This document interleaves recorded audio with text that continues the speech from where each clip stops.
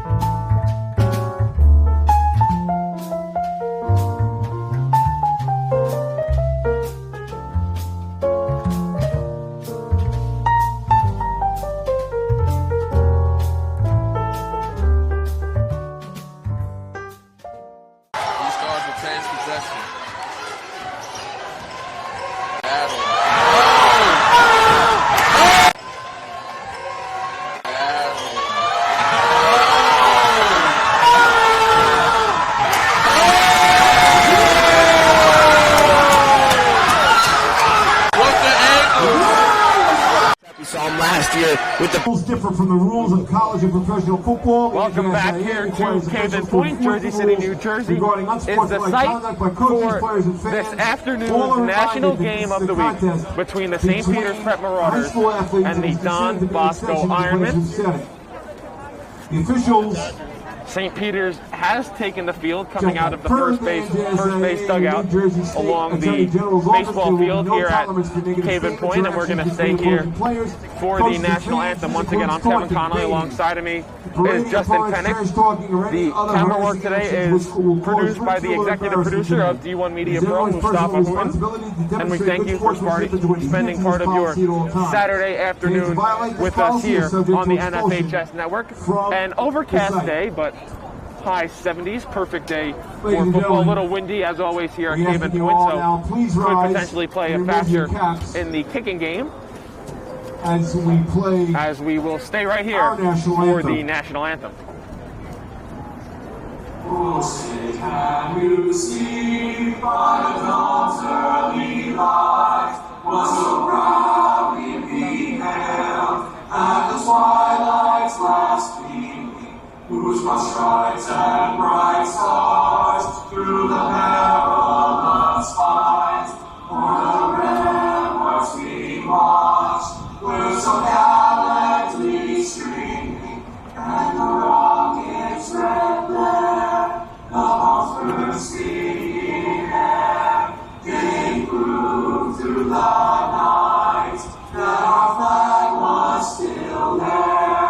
Oh, sing us that star-spangled banner yet wave,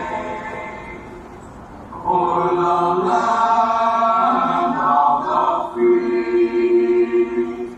and the home of the brave.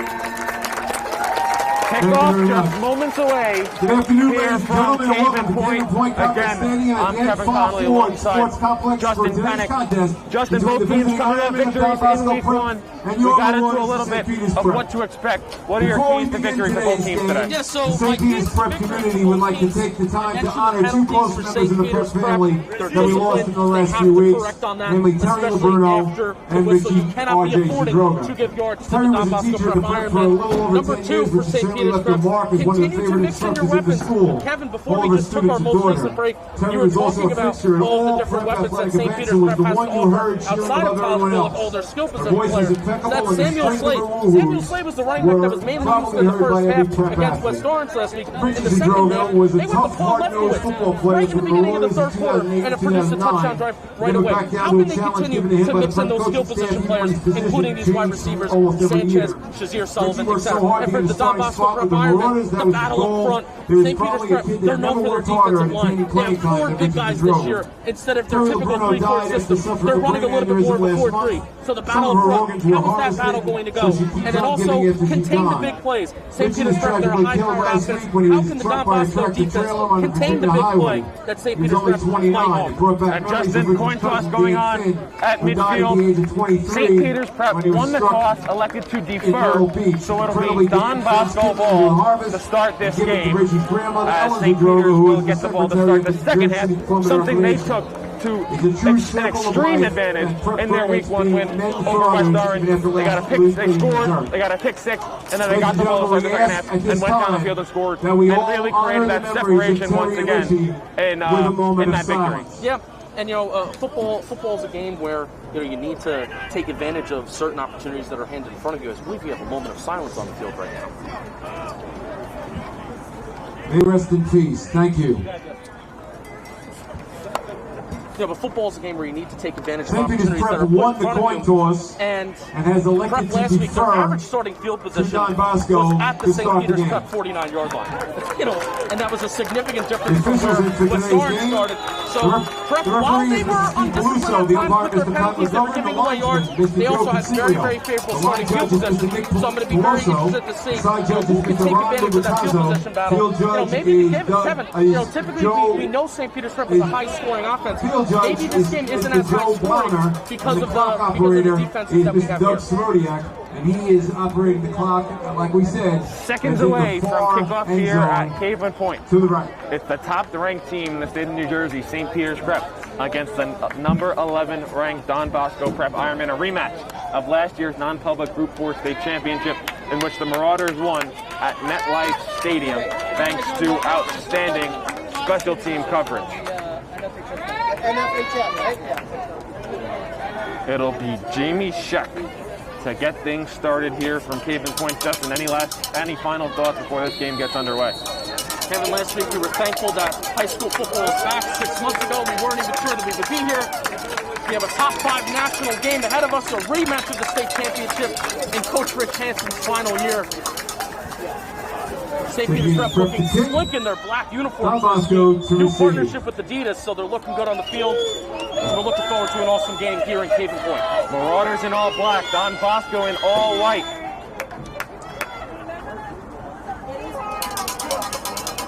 And away we go from Caveman Point. Low end over end kick, bounces at the 10-yard line. Fielded there by the Ironmen. Past the 20, 25, 30, 35, and out to the 36-yard line. So that's where Jake Robbins and this Don Bosco offense is going to start. Thomas Ronnie seems like he was on the tackle there. Wide receiver did a good job. At the 39-yard line. Not allowing the Ironmen to start past the 50-yard line. So this is going to be interesting, Kevin. Don Bosco is typically a very north and south running team, and that is kind of feeding right into the St. Peter's Prep defense strength because they have the 4 big guys up front, and they're putting a ton of guys on the box to start. So it's 1st and 10 from the 39 to start for the Ironmen. Great kickoff return by Ronald Heath. Handoff going right to Heath, and he's going nowhere. Falls forward for maybe a gain of 1. That's going to bring up 2nd and 9 from there for the Ironmen. 5 guys up front for St. Peter's Prep. I don't even think we saw that once last week. But if you're going to go heavy, you better make sure that you're going to win that battle up front offensively. So we're already seeing one of the keys to the game trying to work out pretty early for Don Bosco and St. Peter's. Justin, someone last week that you just couldn't stop talking about was George Rooks, and I did expect him to have another big game here today. Ironman going to go in the gun, 2 receivers to the near side, none to the far side. Robbins keeps the ball, and he's going to lose that yardage that Don Bosco gained on 1st down, going to bring up 3rd down and 10. Some pre-snap motion by the Ironmen, but St. Peter's wasn't fooled by it. And now we have a 3rd and 10 for Don Bosco coming up on their opening drive. Defensive end, Ethan Rodriguez, number 10, gets the initial penetration. He doesn't get the tackle, but this Marauder defense is swarming to the ball right now. Typically, I mean, if you want to ask me how I would attack this defense, is you want to expand the field, you want to spread the field, get these jet sweeps, get these guys going from sideline to sideline. It's going to be really tough to run in between the tackles against this defense. Robbins now under center, 2 receivers to the far side of the field, Heath behind him. Play action pass under pressure, and he's going to go down! Ethan Rodriguez creates the pressure. He gets to Jake Robbins, and it's 3 and out for Don Bosco on their opening drive. It's going to be 4th and a country mile for the Ironmen as the punting unit comes out onto the field. 2 plays in this drive. Ethan Rodriguez basically makes them, except this time on the sack was number 10, Ethan Rodriguez. And you see a little bit of bend. You saw a little bit of bend coming off that left side of the defense. You want your edge rushers to get that bend and be athletic and get past and get to the quarterback. Short punt here for Don Bosco. Take a St. Peter's Prep bounce. Still rolling, and the Marauders are going to be in excellent field position at the 50-yard line for Todd Bullock in this offense. And Justin, last week you talked about how West Orange had to win the field position battle. You didn't want to be repetitive, but we talked about before the game, Don Bosco has to win the field position battle, and they're not doing so there. About a 20-yard punt for the Ironmen, and Taj Bullock gets set up at midfield. Well, it's ironic that St. Peter's Prep, their starting field position last week, was at the St. Peter's Prep 39-yard line. They're actually pretty closer to the end zone, lining up right in midfield. So Bullock going to start in the pistol. Paul Lefkowitz behind him. 4 receivers set for the Marauders. 2 to the far side, 2 to the near side. Lefkowitz comes up alongside Bullock. now in the gun. Takes the snap, fakes the handoff, looking back to pass, under pressure, rolls out to the far side of the field. He's going to take off and run, and he has a lot of room to go. He has the first down and more, comes back to the near side, and is going to go for a gain of about 20 for a bullet, and St. Peter's moves the chain on their first play of the ballgame. First down. Blocking. Even though the pocket kind of collapsed, Bullock held on to the ball a little bit. He made the smart decision. Nobody was open downfield. Take those yards. Marauders going to go quickly. Bullock back in the gun. Same formation for the Marauders. Bullock takes the snap under pressure, throws over the middle, and he throws behind his intended target of Zion Fowler. Incomplete. So that's going to bring up second down and 10 from the Marauders' own, call it 31-yard line. Or excuse me, the Don Bosco 31-yard line. This is the second time this year that I'm pointing this out, but Paul Lefkowitz, number 42, did a really good job on the blitz pickup. He did a really nice job in his pass protection last week as well. Trips to the far side. Bullock uses the hard count. Bosco doesn't jump. Lefkowitz in the backfield with Bullock. To the near side is Fitzroy Legister, and it's Jalen Sanchez, Zion Fowler, and Shazier Sullivan along the far side. Penny Soares comes in motion. Jalen Sanchez comes in motion. Handoff to Lefkowitz. Lefkowitz going forward and falls for a gain of 4 or 5. So St. Peter's now will be faced with its first third down of the ball game here against Don Bosco. And Justin, this might be 4-down territory for the Marauders. I think it definitely is. I think you want to be aggressive. I think you want to treat this third down as not like you have to solely pick up the first down. Try to maybe chip away here on this third down so you can therefore maybe run it on fourth down and try to continue to chip away and get closer to the end zone. So it's 3rd and 6 for St. Peter's. Starting off way behind Bullock was Jalen Sanchez. He now comes up to take the near slot. Bullock, design quarterback run. Penalty marker down. Bullock has the first down and more, but I think this one's going to come back. However, penalty flag on the play. It's going to be a hold on St. Peter's, so negate the first down, and it's going to be 3rd and now about 16 for St. Peter's. It's going to be interesting to see what the St. Peter's Prep offense does, because it does seem like this Don Bosco defensive line, they're getting a little penetration. Kevin, I don't know if that was a designed QB run. Regardless of whether it was or not, that defensive line really got penetration up front. So I'll be interested to see, is the Marauder offense, are they going to go a little bit conservative, or are they really going to try to throw the ball downfield? So 3rd and long for St. Peter's from the Don Bosco 41-yard line. Sanchez comes out in motion. Now he's going to go across to the far side of the field. Bullock in the gun, takes the snap, dumps off a screen. There's Penny Soares. He goes forward and falls to about the 35-yard line. And now a decision for Rich Hansen. Will he leave his offense out on the field, or will he send out the punting unit? Definitely too long for a field goal here at the high school level. And I believe it is going to be a punt for St. Peter's. It's the first time all year that we've seen a designed tight end screen to Penny Soares. He's a transfer, and it's been a decent amount of time since St. Peter's Prep has had a capable pass-catching tight end. So it's nice to see that he got involved early on. So punt team out for the Marauders. Champ Long going to send it deep. Good snap. Kick away, high end over end kick, fair catch called for, and made falling to the ground. And Don Bosco going to take over at their own 10-yard line. That's where the Ironmen will take over, 1st and 10. The fans, as a reminder, St. Peter's Prep last week, they didn't even get the chance to punt, so I didn't even get a chance to say my little fun fact that Champ Long is actually the backup quarterback. We actually did see Champ Long periodically throughout the second half. So, especially maybe if it's a fourth and short, Senior center Aiden Montero represented the Prep today at the coin toss. So Don Bosco takes over. Handoff going up the middle to Heath. No, it's a designed quarterback run. Take Robbins, takes me out on that one. He was coming to the near side, picked up about 3. And it's going to be 2nd and 7 for the Ironmen. Knocked out of bounds after a gain of 3. Jordan Campbell makes a nice play. I was certainly faked out, Kevin. But Avery Campbell, he really makes, Jordan Campbell, he really does make a nice play. He doesn't get faked out. 7:13 left to play in this first quarter. Don Bosco with a 2nd and 7 from its own 15-yard line. Another design quarterback run. Looked like the ball was coming out. Is it out?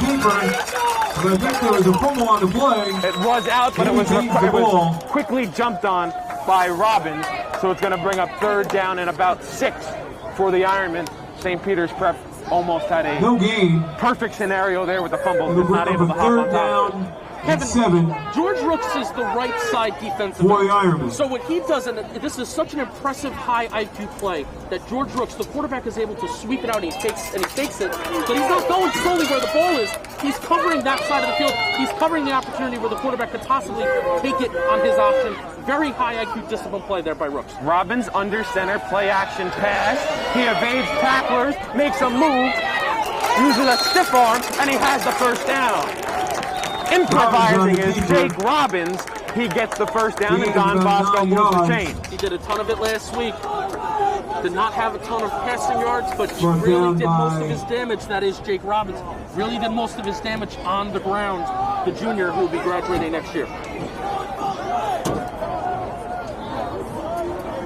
So 1st down and 10 from the 23-yard line for Don Bosco. 1st down for the Ironman. Mikey Gennardi to the near side alongside Ethan Acevedo. Also trips to the far side of the field for the Ironman. Robbins in the gun, takes the snap, looks to the near side, throws, has a man, and running out of bounds is Ethan Acevedo. So that's the first completion of the day for Jake Robbins, and it'll go for a gain of about 7. Will bring up 2nd down and 3 for Don Bosco. That's why you really feel that the Don Bosco offense needs right now. They need something that's easy.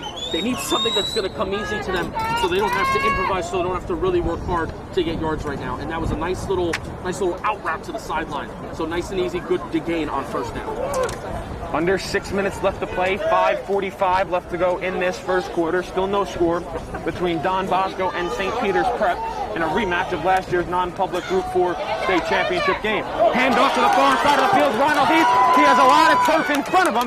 Barrows over the defender at the 50 and down at the 48-yard line. It'll be the biggest gain of the day for the Ironmen. And Don Bosco driving now thanks to their star running back. It's a great job by the offensive line. Great job by Ronnie Heath. AJ Miles is a guy that broke penetration up front for the Marauder defense. But after Miles, there was nobody behind. So that's a great job by the Ironman offensive line where you could drive a truck through that hole. So 1st and 10 now from the St. Peter's 48-yard line for Jake Robbins and this Don Bosco offense. 2 receivers to the near side, none to the far side. Heath in the gun with Robbins. Takes the snap, gonna go right back to Heath. Finds a lane towards the far sideline, still on his feet, has another 1st down. And the Ironmen are now inside the 35-yard line. Powerful running out of team. Powerful running. It seems like they're gonna go a little up-tempo now, taking advantage of how they're running on this Marauder defense. No, never mind, they're gonna huddle. Announcer's jinx. So it's another back-to-back 1st down conversions for the Don Bosco Ironmen, and with under 5 minutes to go in this opening quarter, Don Bosco on the move, 1st down and 10 from the St. Peter's 35-yard line.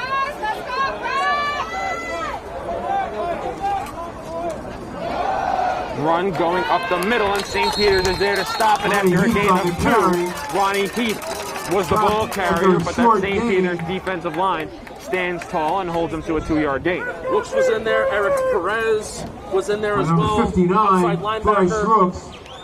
This is where football gets fun, Kevin, where you have the Ironmen that feel like they have momentum right now. They really want to try to run it down the throat of this Marauder defense. This Marauder defense, their strength is their big guys up front. This is where football gets really, really fun to watch. 2nd down and 8 for Don Bosco from the St. Peter's 33-yard line. Robbins under center, play action, rolling out under pressure, has a lane. Is he going to tuck it? Yes, he is. Towards the 30-yard line and brought down along the near sideline. So it's going to bring up 3rd down and about 4 for Don Bosco. Bosco's been mixing 11 personnel looks, which is 3 wide receivers, 1 tight end. They've been mixing in 12 personnel with 2 tight ends, 1 running back, and 2 wide receivers. And they've also gone empty backfield, so it's been a nice, interesting mix this drive for Don Bosco. It's been fun to watch. So 3rd and 4 for Don Bosco from the St. Peter's 29-yard line. Robbins back in the gun with Heath alongside of him. Takes the snap, fakes the handoff, has a man over the middle. It's caught and brought down inside the 10-yard line. It's another first down for the Ironmen, and now they have first down and goal. Making things easy on the quarterback. Nobody over the middle of the field. Take advantage of it with that soft wide receiver. That's a great catch. Great execution there on 85. It was Peter Popovich on the reception. And it's now first down and goal from the 9-yard line for the Ironmen. First and goal for the Ironmen. 3:30 left here to play in this one. Popovich and Gennardi to the far side of the field. Hand off to Heath, and he's met by St. Peter's right at the line. I think it might even go as a loss of one. So it's going to bring up second down and goal for the Marauders as we have an injury timeout. We'll let you know who it is right after the break. Don Bosco on the move here late in the first quarter. We'll be back after this.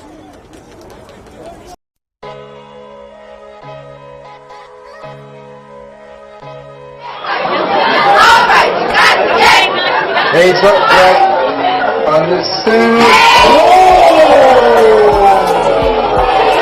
Rock this took him and decreasing. Horton dribbles into the front court to Khalil Whitney. Going to the basket and the jam.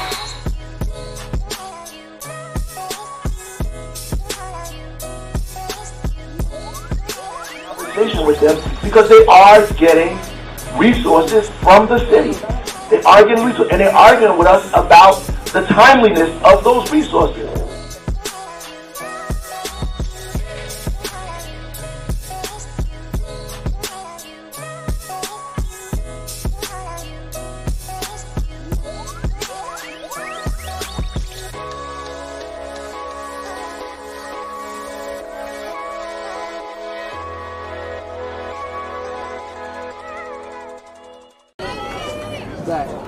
Back here after the injury timeout, it was Michael Betsy, the offensive lineman, who was injured for the Ironman. He comes to the sideline, so we'll keep an eye on him and see if he's able to come back on the field.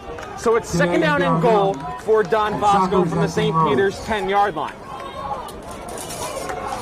Jake Robbins in the gun, turns, quarterback keeper's gonna go to throw, and it's a touchdown! Don Bosco! Jake Robbins finds Mike Gennardi, but a penalty marker is down, and we're going to have to see what the marker is. I believe it's going to go against the Ironman. Ineligible man downfield against Don Bosco. So takes the 6 points off the scoreboard for the Ironman, and now it's going to be second and about 15.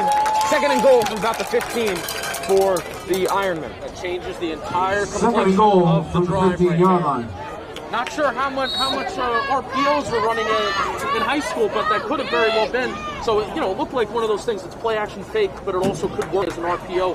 Quarterback scrambling for the right side. Nevertheless, great play design and great execution there. It's unfortunate that they had the man downfield. Robbins had Mike Gennardi in the back right corner of the end zone, but the ineligible man downfield wipes it off. Second and goal from the 15 for Don Bosco. They're going backwards as a handoff to Heath. He has a lane. He's going forward. Is he in? Yes, he is. Touchdown, Don Bosco. Ronnie Heath takes it in. One play after a touchdown was wiped out because of a penalty. The Ironmen get it right back. And with 2:46 left to play here in this first quarter, the Ironmen are on the board. After the first drive where the Marauders defense showed their might up front, Don Bosco answers back and says, we're going to punch you in the mouth as well. That was a great drive. Great play calling, great execution on all fronts. Kick is up, and it's right down the middle. So Don Bosco strikes first. Ironmen lead it 7-0 here at Caven Point. Does Todd Bullock and the Marauders have an answer? We'll find out right after this break. Don Bosco Prep leads 7-0.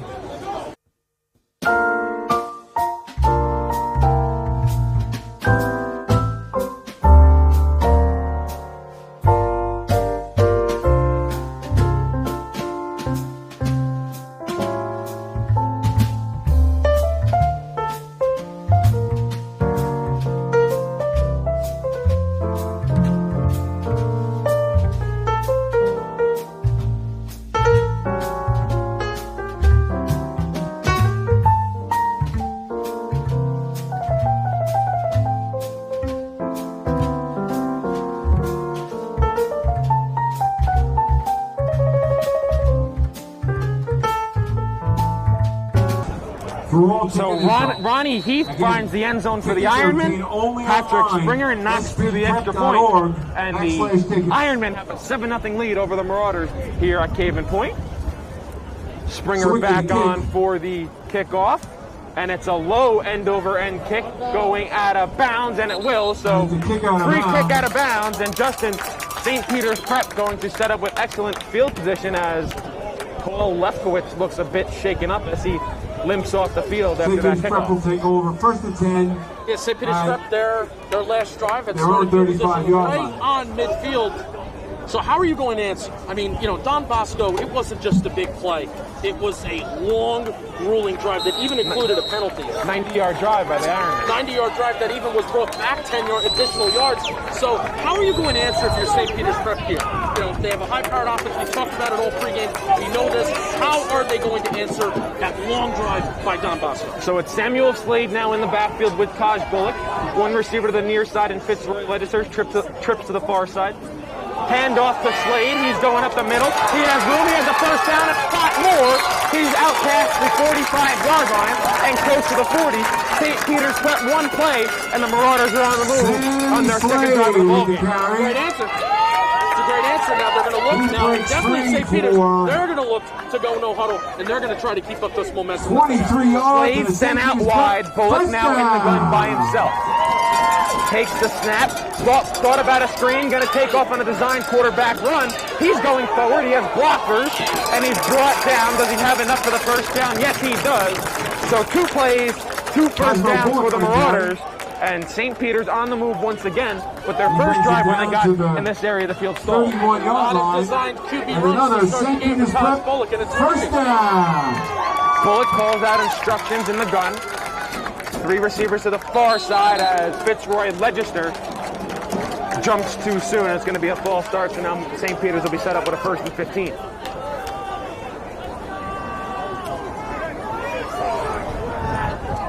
Penalties on the other side of the 50-yard line.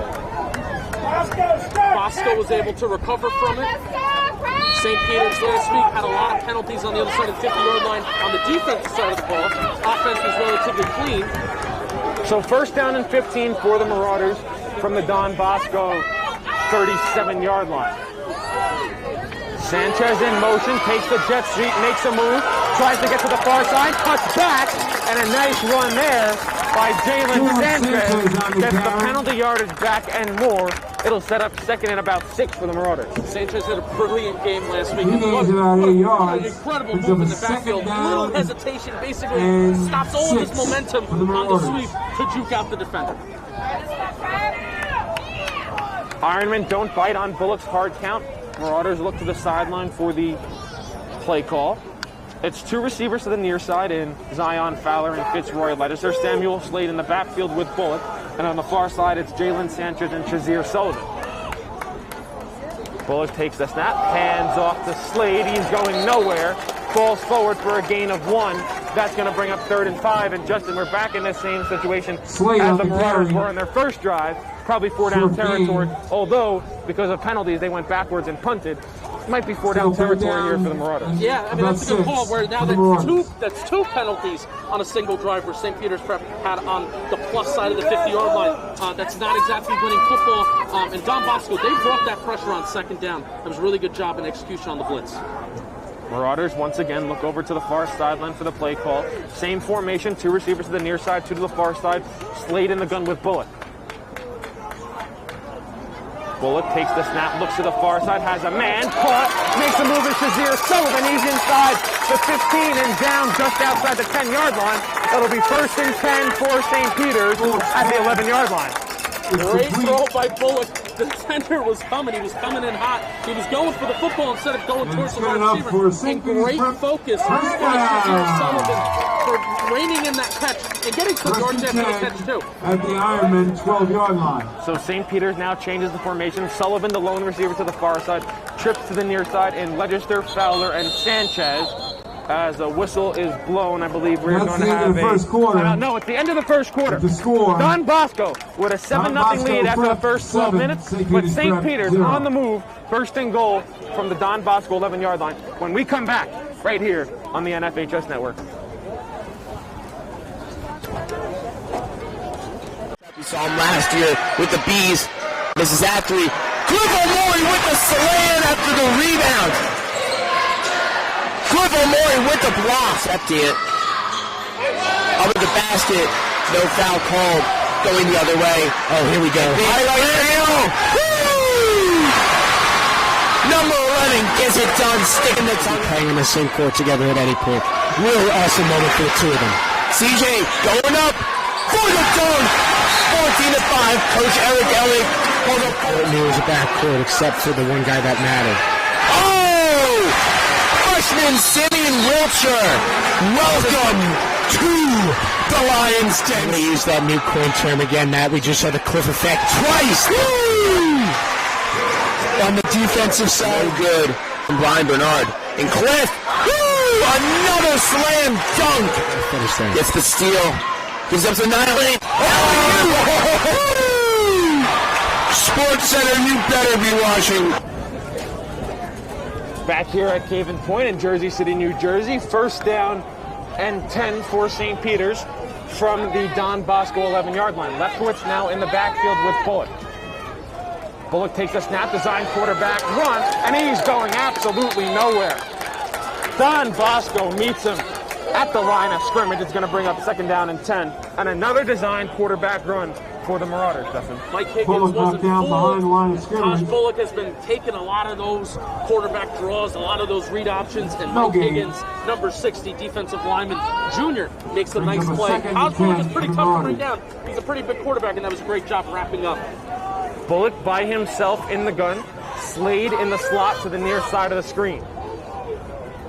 Bullock takes the snap, looking over the middle, has a man, throws it high, but it's caught for a touchdown! Jalen Sanchez brings in the 12-yard pass by Todd Bullock, and we're an extra point away from this game being tied with 11:20 to go in the second quarter. Sanchez runs an incredible route. Two guys are trailing behind him. Todd Bullock puts a little bit of air over that throw, but Sanchez to bring it in, and he falls down in the end zone to secure the possession. What an answer by St. Peter's Prep. So Nico Duarte on for the point after attempt. Good snap, good hold. Kick is up, and the kick is good. We are tied at 7. 11:20 left to play in the first half. We'll be back right after this.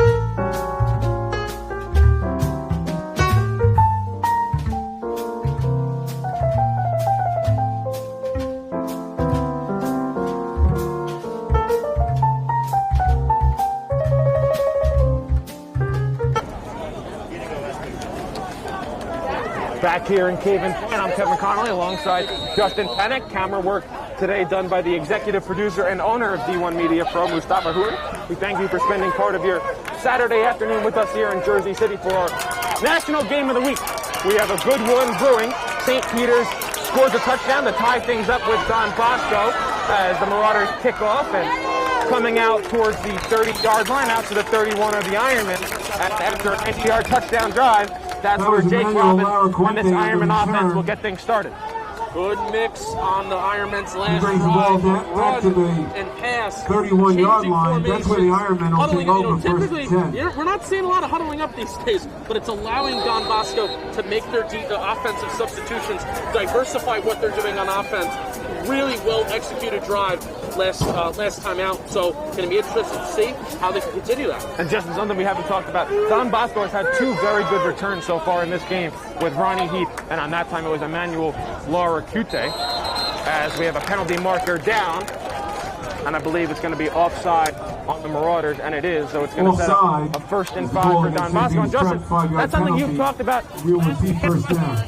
And back this week now against Don Bosco, penalties for the St. Peter's Yeah, typically for this Marauder defense, they were on the other side of the 50-yard line, but even when you're approaching the 50-yard line, not exactly a recipe for success. So Heath takes the handoff going forward for a gain of 4, so it's going to bring up 2nd and 1 for Don Bosco. So now again, that offside could prove to be costly for the Marauders. We haven't seen this Don Bosco offense really expand the field at all, throw it deep in the field. They've tried to run some play-action bootlegs, but the Marauders' defense in this front defensive line, they've been in the quarterback's place. I'd be interested to see on the 2nd and 2 if they maybe take a chance downfield, or do they just want to simply move the chains? So the Ironmen will go trips to the near side of the field. Heath in the gun with Robbins. 2nd and 1. Hand off the Heath, and he goes backwards. The St. Peter's defensive line gets the penetration, and it'll be now a 2nd and we'll call it a long one here, Justin, on third down. It's a long one. I like. We went from 2nd and about inches to now 3rd and a long one. Yeah. So this is I hate to keep on using the word fun, but this is where football gets fun. It's men up front on the defensive side of the ball, men up front on the offensive side of the ball. I'm not sure if I'm envisioning Don Bosco trying to maybe take a chance at throwing the ball. They are going in the shotgun, which is interesting here, and they're spreading out a little bit. But this is where football gets fun. 5 defensive linemen for St. Peter's. Ronnie Heath in the gun with Robbins. Takes the snap, looking to throw under pressure, and he's going to go down for a sack. So on 2nd and inches, Don Bosco can't get the first down, and the punting unit is going to have to come out for the Ironmen. Number 59. Loss of 5. Great job getting back there. And Kevin, it's a little curious, the Ironmen, how they drove down the field in their previous drive. It was pounding the rock. It was pounding this prep defensive line, and they kind of went away from that. But that's a great job by this prep defense, really turning around the momentum just when Don Bosco had it on the offensive side of the ball. So Caden Dana, high overhand kick, takes a Don Bosco bounce at the 30 inside the 25, and rolling down towards the 20, it comes to rest at the 21-yard line. So a great punt there by Dana and Taj Bullock and the Marauder offense come out from their own 21-yard line, trying to respond after its long touchdown drive on its previous possession. Yeah, you saw Taj Bullock. He had a couple pass attempts where he was actually kind of throwing the ball down the field. Wasn't on any kind of play action sweeps or anything like that. So Taj Bullock, he's a pocket passer.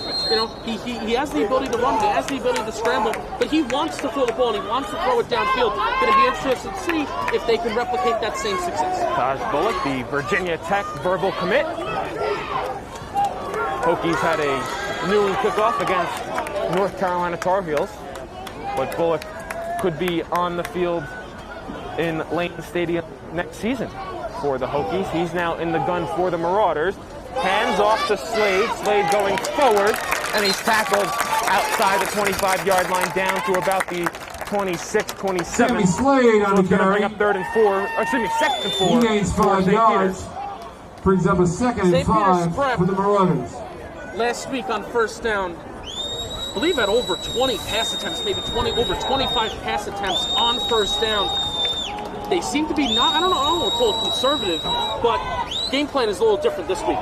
Delayed handoff here for St. Peter's. Slade going forward, has the first down and more, is brought down at the 36-yard line.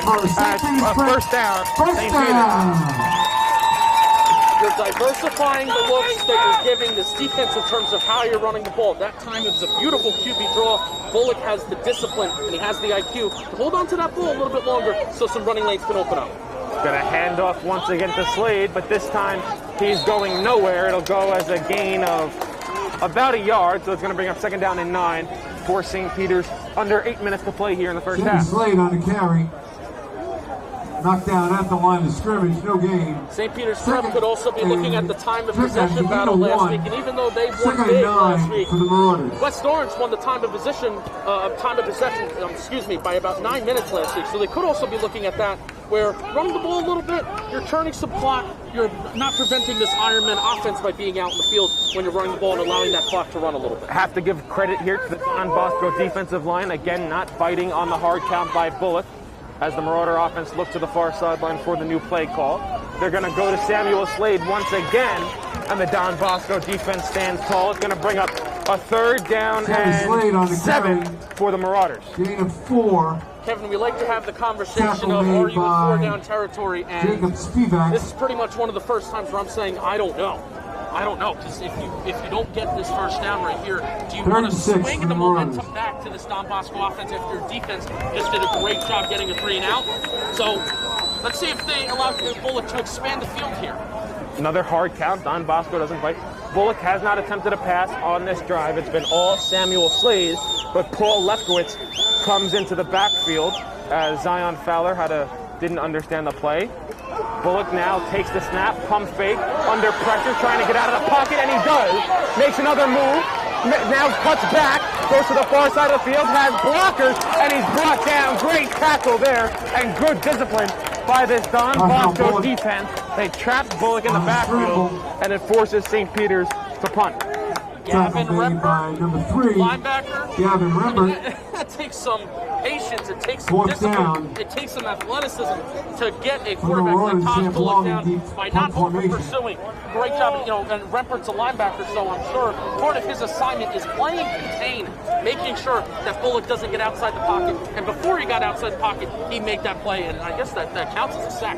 It does go down as a sack for Rembert. Champ Long back out to punt for the Marauders, his 2nd punt of the afternoon. Low end over end kick, bounces at the 40, down to the 35, and rolls out of bounds at the 30-yard line. So decent starting field position here for Don Bosco with 5:36 left to play in the 2nd quarter.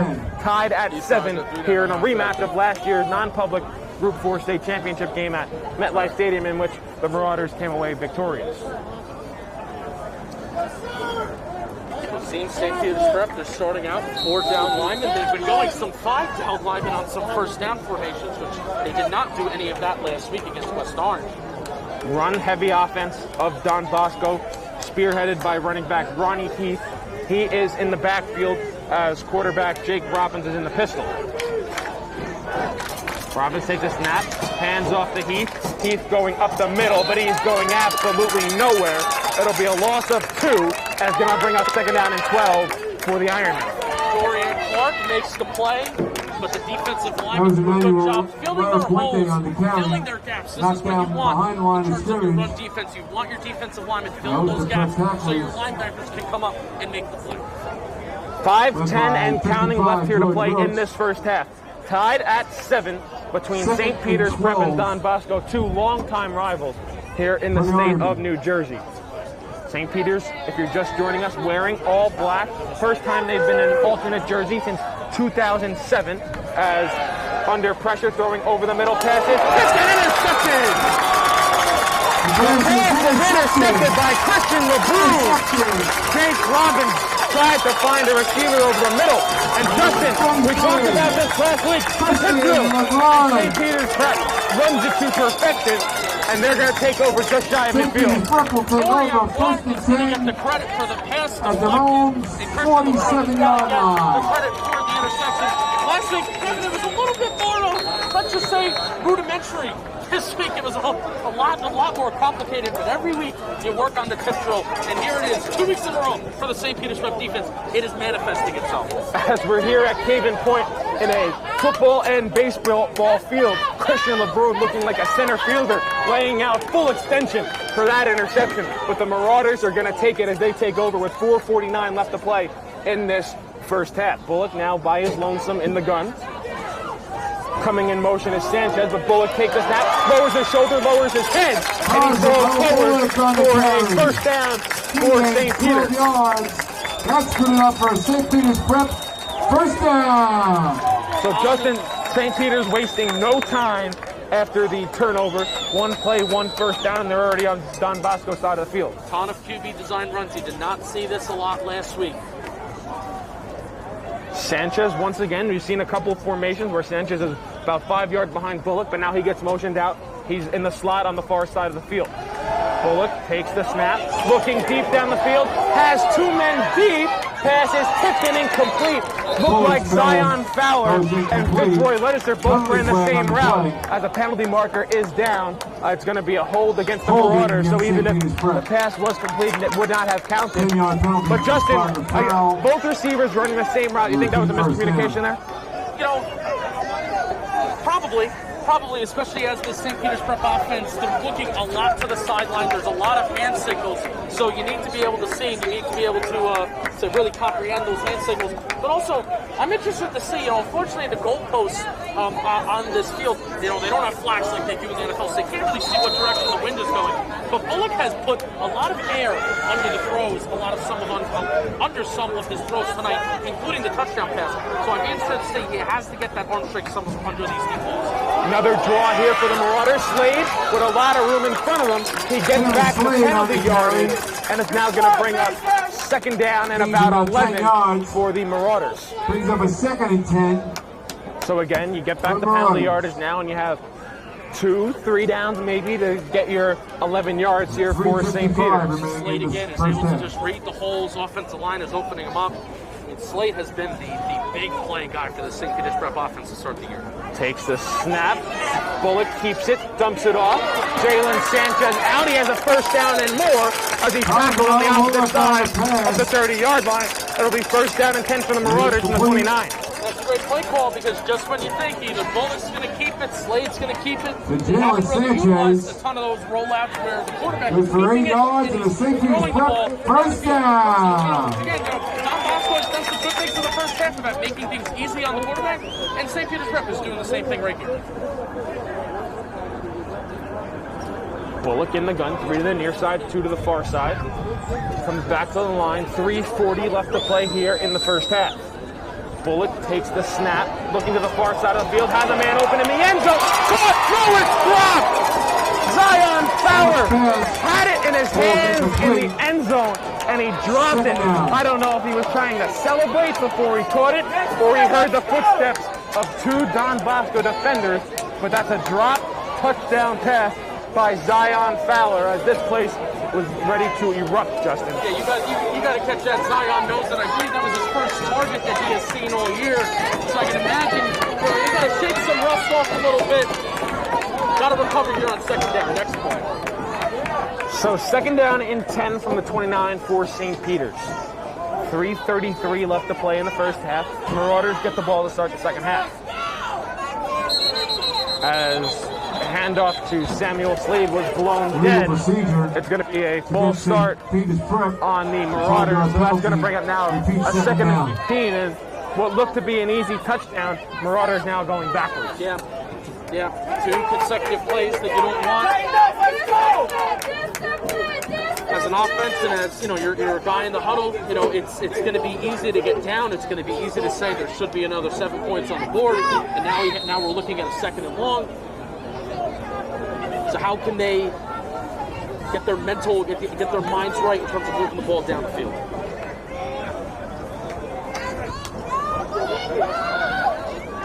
Bullock takes the snap, design quarterback run, goes out to the 30, puts his head down, and gets back out to the 29-yard line. So now it's going to be a third down and 10 for the Marauders. And Justin, I think we're in that part of the field where it might be you have 2 plays to get 10 yards. You got to go for it, especially with the wind. It seems like the wind is blowing towards our face, so towards the camera. If you're watching, it seems like that's where the wind is blowing.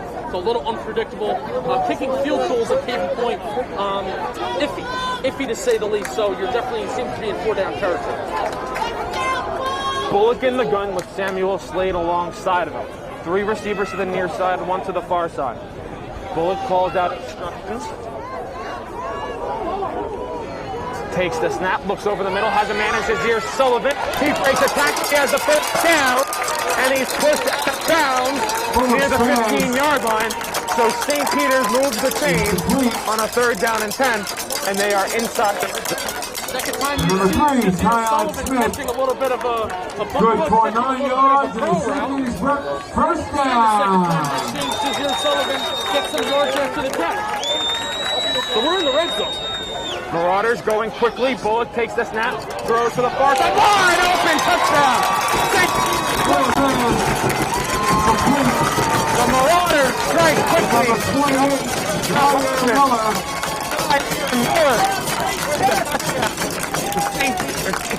To the ball game. Great job by Connors Bullock, reading that a defender really fell down on the play. And it's a wide open touchdown. Gives the Marauders 7 points. a 13-7 lead. Nico Duarte on for the point after attempt. 2:29 left to play in this first half. Nico Duarte did attempt the extra point. Good snap. Hold is down. Kick is up. And the kick is good. St. Peter's with its first lead of all game.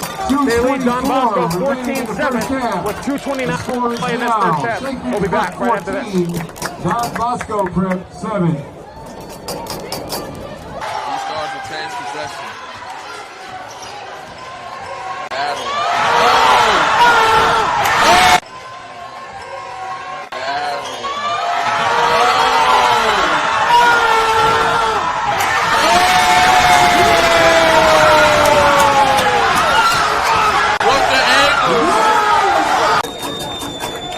The Marauders will return back here at Cable Point Conference Stadium next Saturday at 1 p.m. Back here at Cable Point, New Jersey City, New Jersey. I'm Kevin Connolly alongside Justin Panic. And Justin, it's a big drive coming up for Don Bosco. Not only to answer the St. Peter's touchdown as now the challenge for the first time today, but the Marauders get the ball in the second half. Yeah. It's going to be it could be a big swing for St. Peter's. And how can Don Bosco replicate what they did on their one scoring drive? It was 90 yards, and they almost went 100 yards due to a penalty that they had and they occurred. So it's tough to sustain drives like that, especially against the talented St. Peter's defense. But they're going to have to find a way to do it. Low line drive kick hits the 15, but he's able to pick it up. He's got room along the far sideline, and he's tackled out of bounds outside the 35. Close to the 40-yard line, so another good return by Don Bosco sets them up in decent field position with 2:22 left to go in this first half. 3 kick returns for Don Bosco. 3 really good jobs. I'd be interested to see, in the second half if they can maybe break one. Don Bosco prep. So Jake Robbins and the Don Bosco offense coming back out. Ball spotted at the 37. Take over 1st and 10. Will we see Don Bosco be committed to the run again, or will we see them throw following the interception? They go with a run here as Ronnie Heath trips over his own feet. It'll go as a gain. It'll go as no gain, and it'll bring up 2nd down and 10. Got the penetration. Heath trips. They still do have 2 timeouts left in terms of, do they continue with their run first? Do they continue to? Actually, it's a loss of a yard. Do they try to maybe pull the ball downfield? They still do have 2 timeouts left. So clock running under 2 minutes to play here in the first half. 150 and rolling at Cave Point. St. Peter's with a 14-7 lead. Another handoff to Heath. He's going to the far side of the field, and he's going to lose yardage. And I believe it's going to be St. Peter's who calls a timeout with 100 seconds to play here in the first half. It's going to be 3rd and long coming up for the Ironmen. St. Peter's has ideas of blowing this one open with a stop, a score, and then scoring at a halftime. Justin, that's what good teams do. Yeah, Kevin, it's been interesting to see how St. Peter's Prep has executed their offensive game plan. Pretty much before they get to the opponent's 50-yard line and before they cross the 50-yard line, they've been really running the ball. And it's been a lot of QB draws, a lot of Slade. It's been very conservative on the other side of the 50-yard line. Then when they get into the red zone, when they get onto the Don Bosco side of the field, then they've been throwing the ball. You've seen Shazier Sullivan catch some button hooks, some pro rounds. You've seen Taj Bullock try to throw the ball downfield. So, a very interesting game plan. Bosco, let's just say that hypothetically they don't get this 3rd down, they punt the ball away. I'm be interested to see how the Marauder play calling can really open up the field for Bullock in this 2-minute drill. So it's going to be 3rd and call it 14 for Don Bosco after the timeout. 1:40 left to play. St. Peter's burns a timeout, and you figure if Don Bosco keeps the ball on the ground here and doesn't pick up the 1st down, Rich Hansen is going to use yet another timeout. What you don't want to do is you don't want to throw the ball and they get an incompletion, and then St. Peter's gets to keep an additional timeout. Robbins in the gun, takes the snap, looking to throws to the near side, pass is caught, but short of the line to gain, it appears. We'll have to see the spot. I think it's going to be 4th and 1, and now it's decision time for Don Bosco and head coach Dan Sabella. As a timeout is called. I believe it's going to be a timeout for an official measurement. I think that might be a generous spot.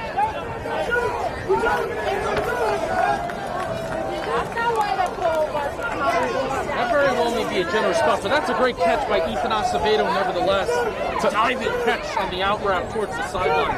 This is going to be very close. To my eye, he might be inches short, but I think that is a generous spot the referees gave Don Bosco.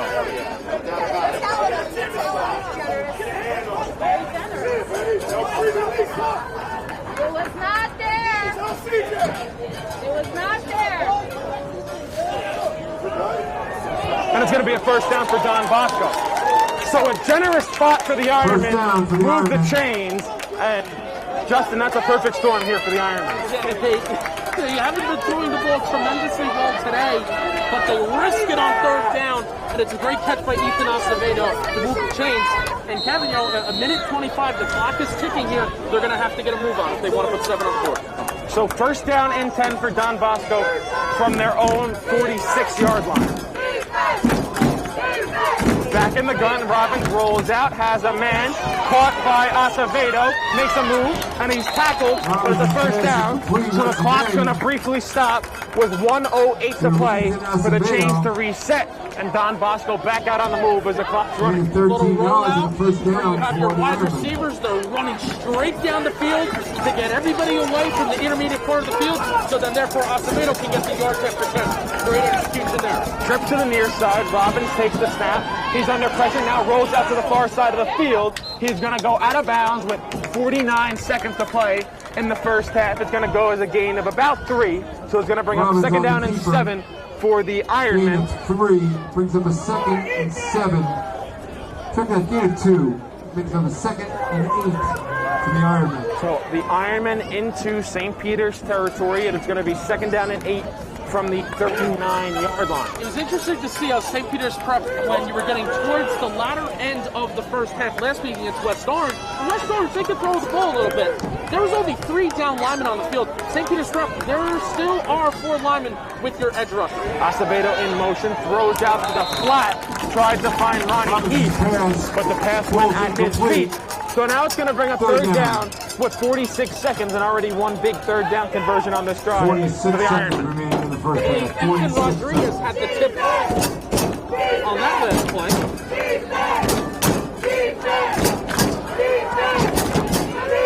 So 3rd down and 8 for Don Bosco.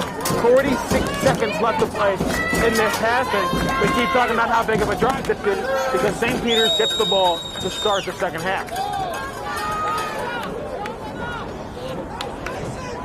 Receiver split out wide. Robbins in the gun.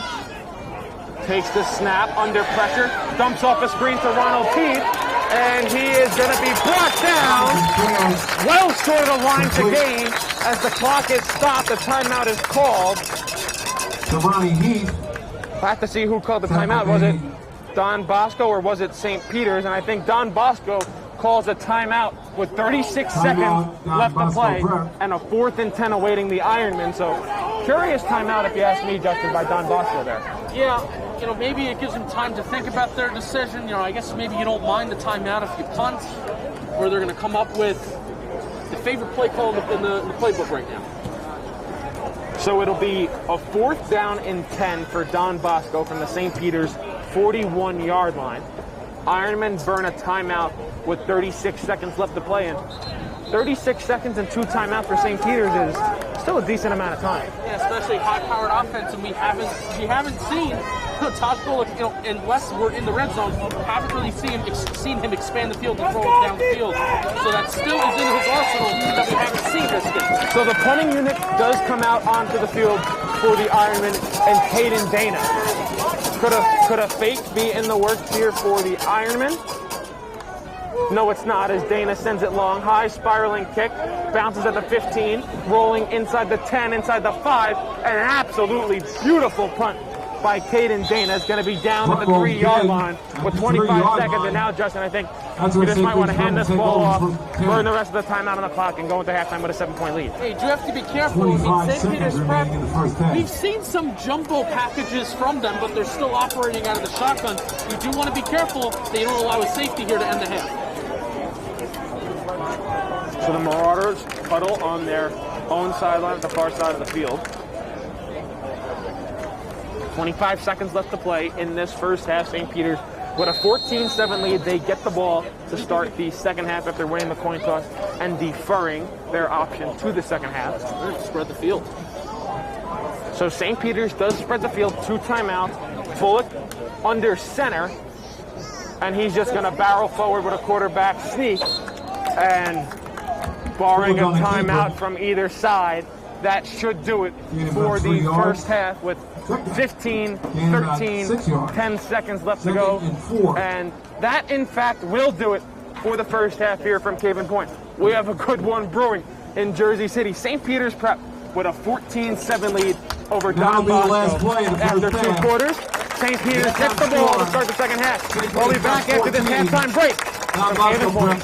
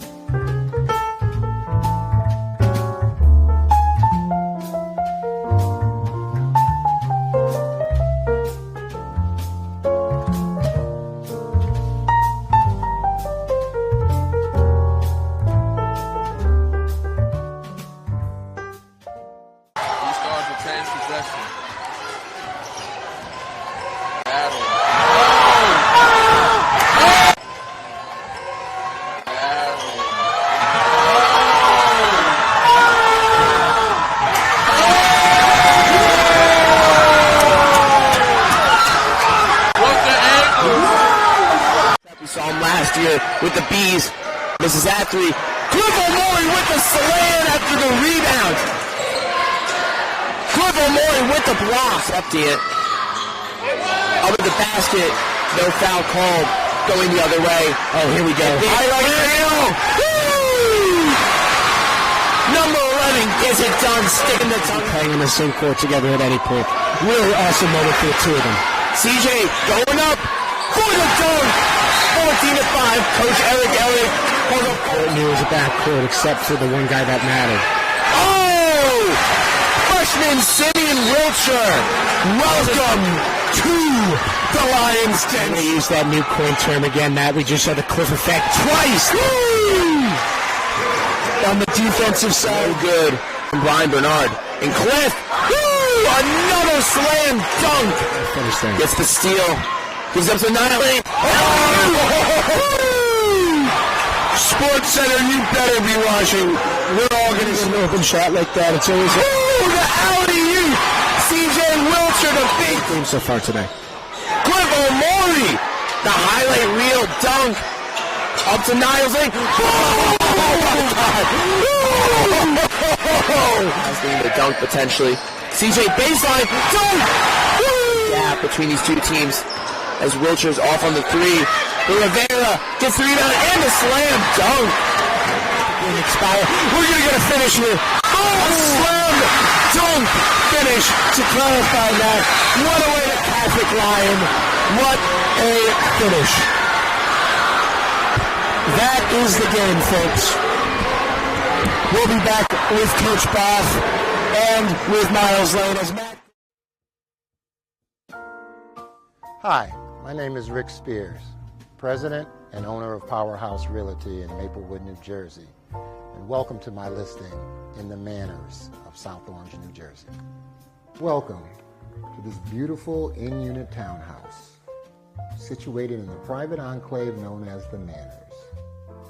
The Manors location in South Orange, New Jersey provides a rare setting of tranquility in a village setting within 30 minutes of New York City by commuter train and easy access to shopping, schools, and recreational activities. This superb location checks all the boxes. Upon entering, you are immediately struck by a dramatic entrance. As your eyes take in the butterfly staircase, warm ceramic tiles, natural hardwood floors, and beautiful open concept layout.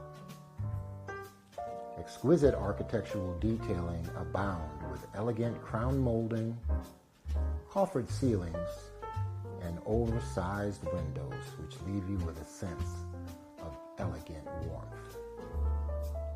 In today's changing times, a home office is a prerequisite. This home features a gorgeous office just off the entryway. With natural wood inlay shelving, your Zoom calls will exude professionalism. The open concept design between the living room and the dining room allow for entertaining with easy flow. For the chefs or chefs at heart, the designer kitchen combines beauty and function with stainless steel appliances and granite countertops to add to the aesthetics. The massive center island combines additional storage and casual dining options.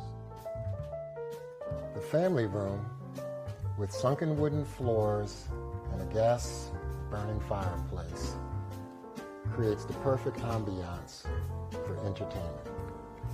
The second level features 3 oversized bedrooms with 3 full bathroom accompaniments.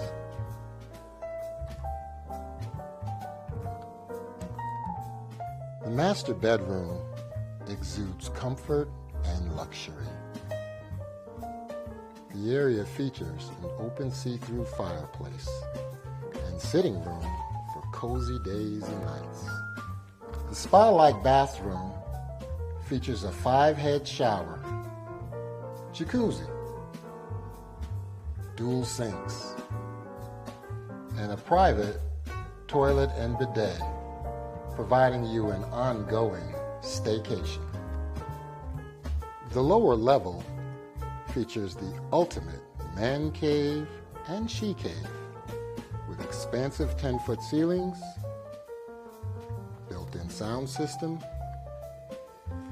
boosted Wi-Fi, and an open layout, creating an easy flow for relaxation and entertainment. The 4th bedroom doubles as a home gym if desired,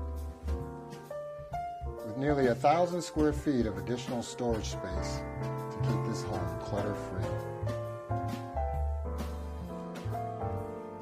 The 4th bathroom allows your guests the ability to not have to go upstairs so they can quickly get back to the game or movie. When you're ready for outdoor entertaining, the covered patio with natural stone pavers fits the bill for tranquility and privacy.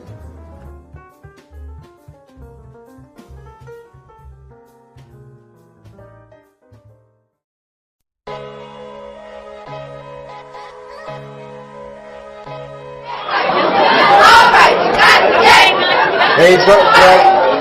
Understood.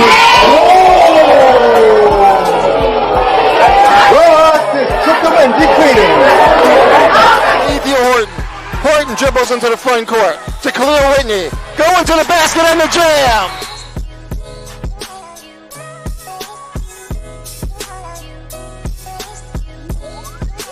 Conversation with them because they are getting resources from the city. They are getting resources, and they're arguing with us about the timeliness of those resources.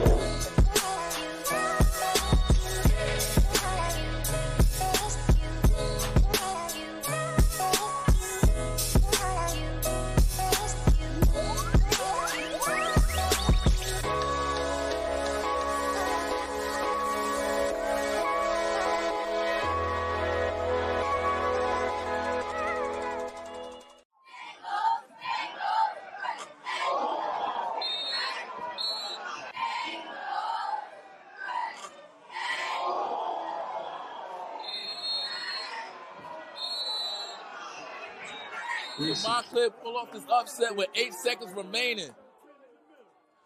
Robinson drops back, looking in the end zone. Ball is caught. Touchdown, Montclair! Touchdown, Montclair! Upset alert! The upset alert! The upset alert! Yes! Now the St. John's College fans are getting rowdy as Littleton takes it up the left side, goes up the middle. He is fast for the big fridge, shoves off number 19, David Watson, and the fridge takes it all the way to the touchdown end zone. Can you believe it? I can't. The big fridge, a D1 prospect, no doubt. And that'll give the first lead of the game for the St. John's Cadets. And the sideline for the Cadets is pumping. I cannot believe what I just saw. Took it up the middle, cut it up the left side. And a very special talent Littleton is. Absolutely shoved David Watson off at midfield and just took it to the end zone. And now Kyle McCord is going to be faced with even more pressure, as if the Hawks want to win this ball game and not go 0-2, they're going to have to reclaim this lead fast.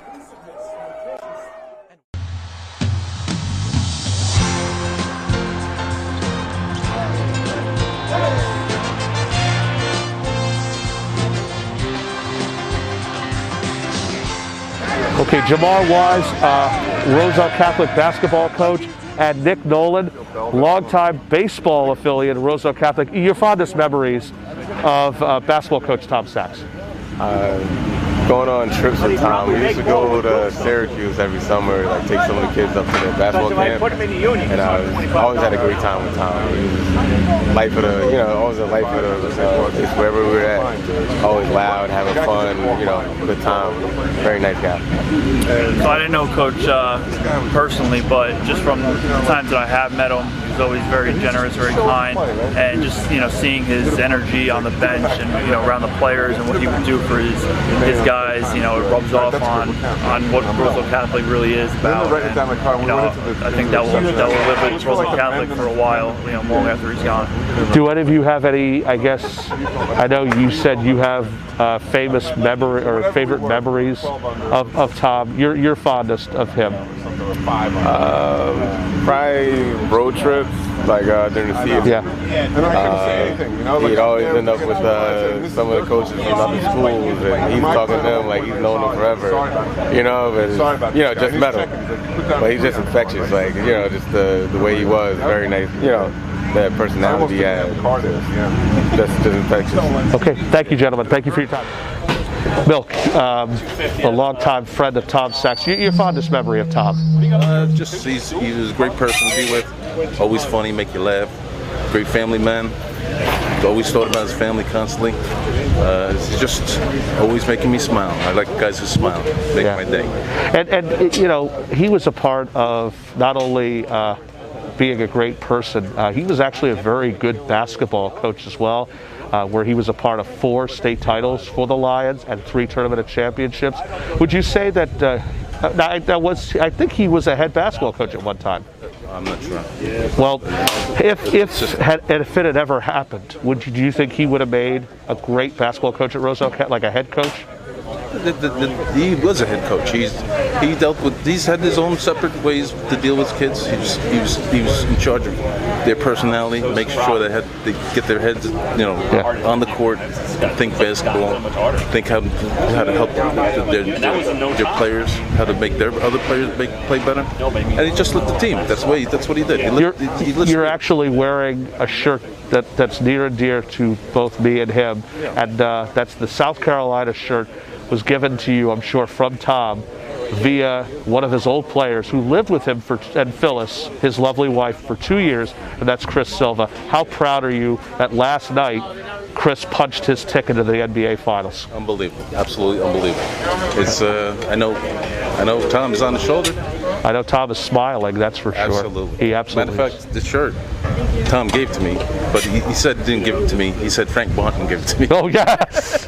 That's the kind of guy he was. He's a star. Like, always a joke, always making me smile. That's what it is. Okay, thank you, Milk. Oh, thank you. We got the voice here. Oh yes, by all means. Dr. Stickles, I'm so happy to see you, man. Thank you so much. I'm happy to see anything. What? Are you retired now? Yes and no. Okay. I'm working part-time. Well, let's go with former president of Roselle Catholic. Yes. I'm president emeritus. Of the American what? Emeritus. Oh. Let me go change first. Okay. All right. We'll talk to him. I'm wearing a DePaul shirt. I got to put my rug on. Troy Sachs, son of the great and late Tom Sachs of Roselle Catholic. Your fondest memories of your father? My dad was a good coach on and off the court. He taught me a lot of things, and one of the things I taught him though was how to play golf. So this is pretty awesome that we're able to do this for him. This is what to do. So this is officially the first annual Thomas J. Sachs Scholarship Memorial Golf Classic. And when I first found out about this event, I thought to myself, even if it is on the most religious or holiest holiday of my religion, I thought there are better things, especially for an incredible cause, because I've been hearing that $80,000 to $100,000 have already been raised. The scholarship, I'm sure, has and will be succeeding.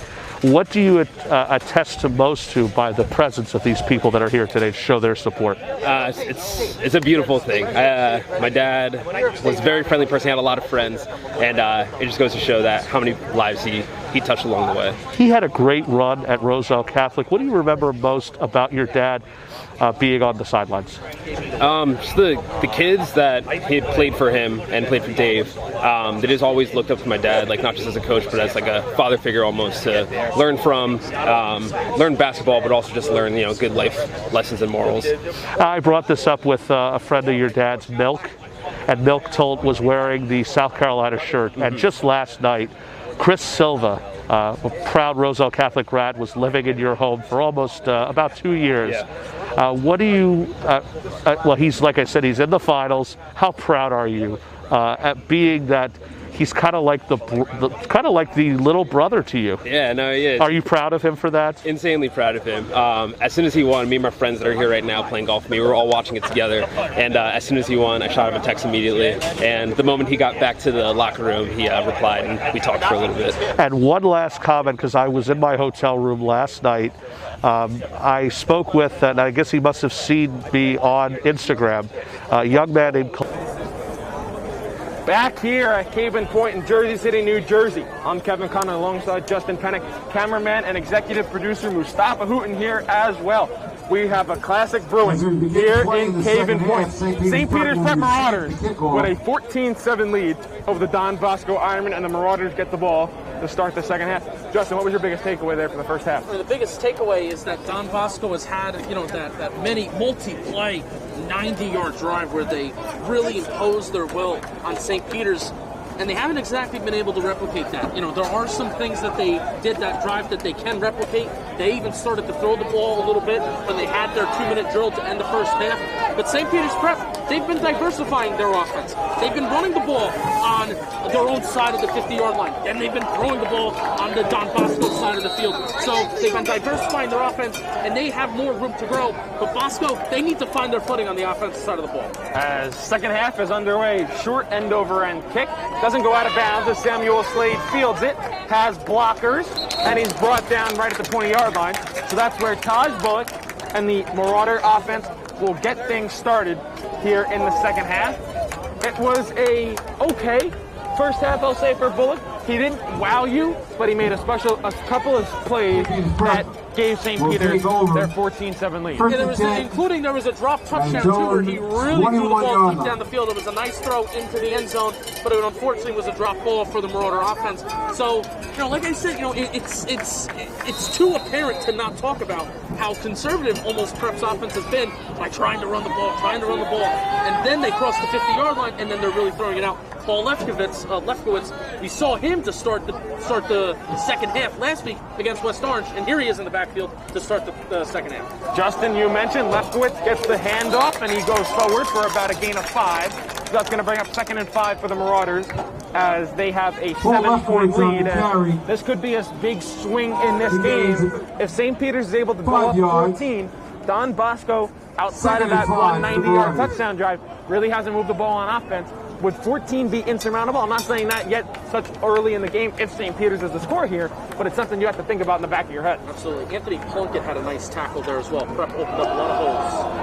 Lefkowitz gets a handoff once again, and he fights and falls forward for a gain of about one. But Justin, we talked about in the open of this game, Don Bosco struggled in the first half last week in their win over Paramus Catholic. Second half, played really well, and they had a lot more scoring in that second half. Could that be something we see here in this game? Ironically enough, it was the same score. They were down 14-7, and then they went on to score 27 unanswered. I will say that the St. Peter's Prep offense does seem to have, it's more high power, they have more weapons on that offense compared to Paramus Catholic. But absolutely, Kevin, I mean, they could replicate that game plan. But Prep, they already know what's coming because they saw the tape. They saw what worked for them last week. So after two handoffs to Lefkowitz, Bullock now under pressure, and he's going to take off, and he's got a lot of room as he slides down at the 45-yard line. So St. Peter's moves the chains, and they're going to march him short of the 45 and the 43. St. Peter's Prep. Nice to see Taj Bullock slide. We haven't seen a lot of Taj Bullock sliding. He took some hits the first half. Good play on him for being smart. Again, Bullock tries to go with a hard count, but again, to the credit of Don Bosco, they don't jump. They're being very patient on the defensive line. Shazir Sullivan out to the far side of your screen. Three receivers to the near side. Lefkowitz in the backfield. Lefkowitz gets the handoff. He barrels over a defender. And it's only a gain of about 3, but that was the last 3 yards. Knocked down by number 3, Gavin Rembert. No, he's 5'9", so sure, he may be a little small, but he packs a punch. Gain of 2, second and 8 for the Marauders. Saw it last week against West Orange. You've seen it again today. How fun it is to watch him carry the ball because he's going to put his shoulder down and run you over. And again, 3 of the first 4 plays in this segment for St. Peter's have gone to Lefkowitz, something we saw last week against West Orange. Lefkowitz still in there. Bullock now throws a pass. Miscommunication with his receiver, and it ended up being a dangerous play as it was off the hands of Jalen Sanchez. But thanks to the Marauders, it falls harmlessly to the ground. And again, you're seeing it. St. Peter's Prep, they're creeping towards midfield, and that was their first pass attempt of the drive. So third down here, Kev, we always have the question of, are you going for it on 4? Is it 4-down territory in high school ball? I don't know if it's high school, if it's 4th down territory here on the opposite side of the 50. But Bullock was able to run for about 15 yards on the first 3rd down of this drive. He's back in the gun here. 2 receivers to the near side, 2 to the far side. Runs a draw to Samuel Slade, and here goes Slade. Can he break tacklers? No, he can't. But it's a gain of about 40 for the Marauders, and it's going to set up 1st down and 10 at the 23-yard line. St. Peter's Prep in the second quarter of the first half, they were in that same play, and it was beautiful execution there on 3rd down. Marauders go quickly. Bullock takes the snap. There he goes inside the 10 with about 7 Ironmen on his back. He's down at the 5, and it's another 1st down for the Marauders. And St. Peter's threatening in a major way here to open the second half. They go no huddle. They hurry the offense. 1st and goal for the Marauders. And Bullock with the triumphant effort to carry defenders on his back to get additional yards. Under 9 minutes to play here in the 3rd quarter. Marauders look over to the far side of the field for the play call. 1st and goal from the 5-yard line for St. Peter's. The 2 outstanding runs by Samuel Slade and Taj Bullock. Sanchez now in the near slot to the far side of the screen. Fitzroy Legister to the near side. Bullock takes a snap, rolls out. Going to take it himself. Gets through the line. And he comes down. Bullock on the keeper again. At about the 3-yard line as short gain, play is stopped, and looks like Taj Bullock going to have to come out of the game as his helmet came off on that quarterback run. So in comes Champ Long for a 2nd and goal for 3. It's interesting, Kevin, when you're in the red zone and you run a spread offense, the field shrinks, so it's tough to do the things that you maybe want to do. And on those rollouts, you're automatically eliminating half the field. Unfortunate that Taj Bullock's helmet does come out. Champ Long gets an opportunity to see what he can do here. He's a young QB. It'll be interesting to see if they choose to run the ball. They are going in tight formation. So Long takes the snap, hands off the left. Lefkowitz's helmet comes flying off. Now he's going to have to come out of the game. He went for a gain of about 1, so in comes Bullock, and it's going to be third down now for the Marauders. The Don Bosco defense stand tall. It's a brilliant job that they're doing. Brilliant job. After for most of the second quarter and then this drive, St. Peter's Prep has basically gone 70 yards, and a lot of them have been rushing yards allowed on the run. I need y'all to run this in. Nice stand that they have right now. They're going 5 big boys up front, 5-6 big boys up front right now. Ethan Rodriguez in as the fullback. We saw him score a touchdown against West Orange last week. Bullock takes the snap. He's going to take it himself. Barreling towards the goal line, and he's in. Taj Bullock from 3 yards out. And the Marauders lead it 20-7. Expert for 3 yards and a St. Peter's Prep touchdown. Taj Bullock with the outstanding running plays on the drive. He had to leave for one play because his helmet came off. He comes back in and he finds the end zone. And Nico Duarte looking to make a 14-point game.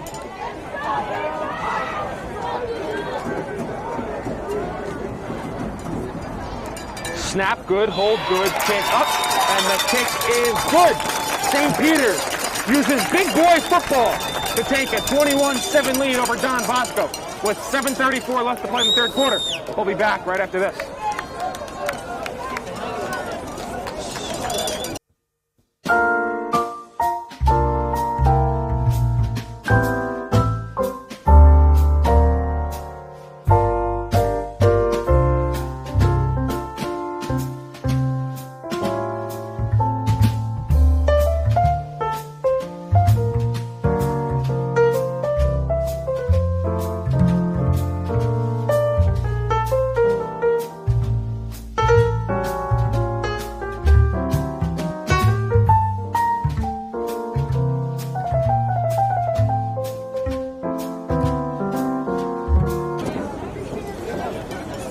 Back here at Haven Point, St. Peter's with its largest lead of the game, 21-7 over the Don Bosco Ironmen. Marauders getting set to kick it deep, and it's a low spiraling kick fielded there at the 20 by the Ironmen, coming towards the near side and brought down just shy of the 40 at the 39-yard line will be Don Bosco, and that's where Jake Robbins and this Ironman offense will start at second half. Brings it out to the 38-yard line where kick returns so far by Don Bosco.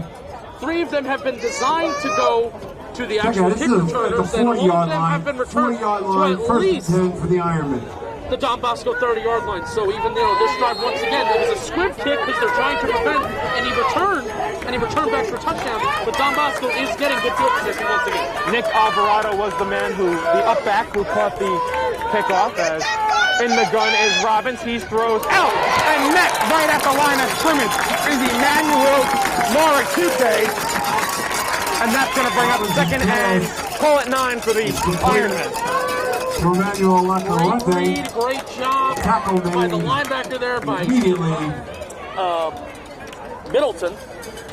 Great job seeing that play happen, seeing that play develop, wrapped up, got the head, got the helmet where it needs to be, and it brought the man down to the ground. Take that. It was C.J. Wesley, number 26. So second and 9 for Don Bosco, under 7 minutes to play in the third quarter. Robbins takes a snap, throws out, intercepted! Do we have another pick 6 for the Marauders? Still on his feet and out of bounds is Jordan Campbell, and St. Peter's Prep is threatening to blow this one open here at Haven Point. Jordan Campbell last week against a very, very good wide receiver. He was physical at the point of attack, physical at the line of scrimmage. He has not been targeted a lot this year. While he was targeted there, he was physical and makes a physical interception. Gets the yards after that catch, puts the Marauder offense in optimal position to really blow this one wide open. Ryan Adams last week had a pick 6 for the Marauders. Jordan Campbell was looking for one of his own, but he was just slightly pushed out of bounds by Jake Robbins. But out comes the Marauder offense and Taj Bullock. Empty set in the gun. It's first and goal from the 13-yard, or excuse me, first and 10 from the 13-yard line. Bullock takes the snap, looking to pass, now rolls out to the near side. Man wide open, but Bullock overshoots him. Jalen Sanchez sat on his route. Bullock wanted him to keep going towards the near side, and the pass fell incomplete. That could have been a break for Don Bosco, Justin, if they were able to pick that off. No, it definitely was a break, because Bullock, he had the time to he had the time to set your feet. Sanchez had the time to settle down just where he was. It was just completely wide open. Seemed to be a blown coverage, so that definitely is a break for Don Bosco that Prep wasn't able to execute that. Bullock back in the gun, changing things at the line of scrimmage. 6:32 to play in the third quarter. Marauders with a 14-point lead. Bullock takes the low snap, back to pass, now scrambling, comes out to the near side, gonna dump it off, and the pass is short and falls Bullock's incomplete. Falls incomplete. Third down. So Don Bosco trying to stand tall.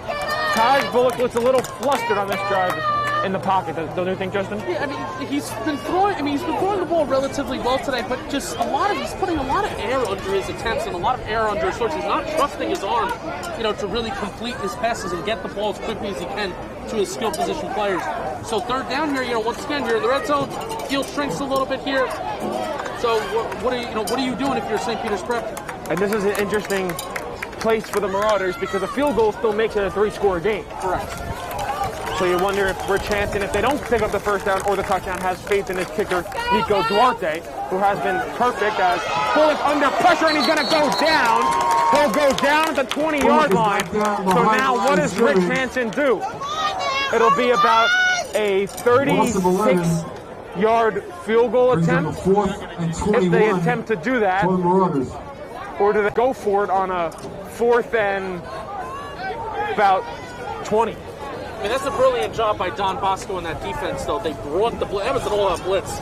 And what you're doing when you're blitzing the quarterback, especially on a passing down, you're daring him to throw the ball downfield. And Taj Bullock hasn't been the most accurate throwing the ball downfield today, so that's a beautiful execution. Marauders go for it. Bullock takes the snap, throws into the end zone.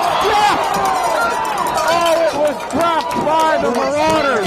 They had a chance for 6, and Don Bosco catches a break, and the turnover does not come back to haunt quarterback Jake Robbins.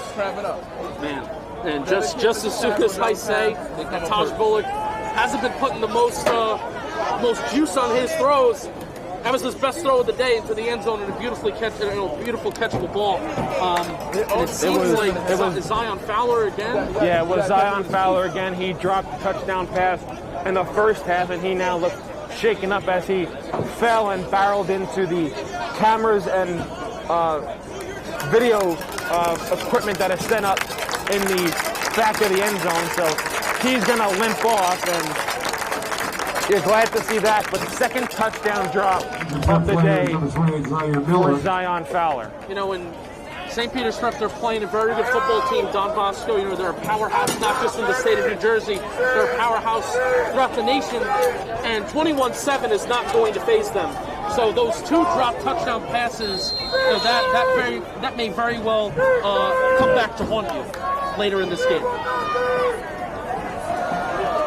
Now coming up the middle for Don Bosco, it's Ronnie Heath, and he has enough to pick up the first down. So Ronnie Heath on the St. Peter's already has 7 points off turnovers in this game. They can't make it 14. And Don Bosco has a break here. Looked like they were going to go down 21, but a nice tackle on the interception by Jake Robbins pushed Jordan Campbell out of bounds, and the Marauder offense stalls.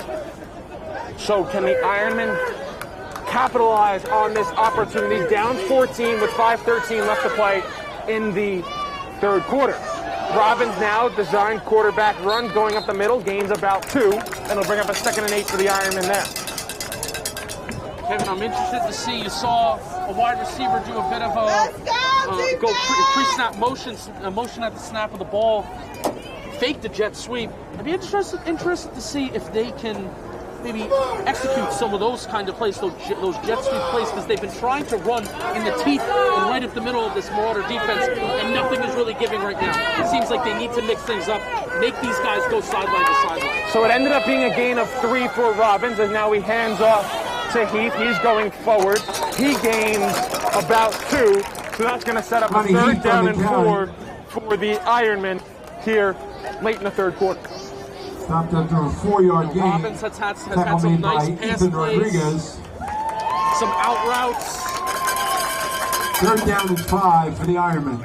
How can he get the ball to his skill position players, or do you choose to continue to try to run at the teeth and right up the middle for this Marauder defense? So 3rd down and 4 coming up for Don Bosco. Jake Robbins in the gun. Heath alongside of him. Takes the snap under pressure, and he's going to go down.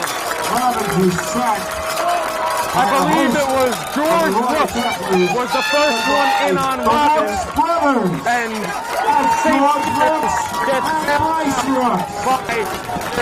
It was a Rook sandwich. A Rook sandwich, the Stephen Point announcer just cut on the field, and that certainly gave me a little bit of 4th down. But this has to be the 3rd sack of this game for St. Peter's Prep. They've been doing a great job at front court, doing a great job of getting to the quarterback. Low snap, Dana gets it away. Spiraling kick, bounces at the 30. And it will take a little Don Bosco bounce and go at the 25-yard line. The 25-yard line. That's where the Marauders will take still has a over 14-point lead with 3:09 left to play here in this 3rd quarter. And can the Marauder offense respond and come back after their missed opportunity inside the 15-yard line after the interception? Is online. So you have to go to spprep.org/tickets. Something also to keep an eye on. Zion Fowler's health.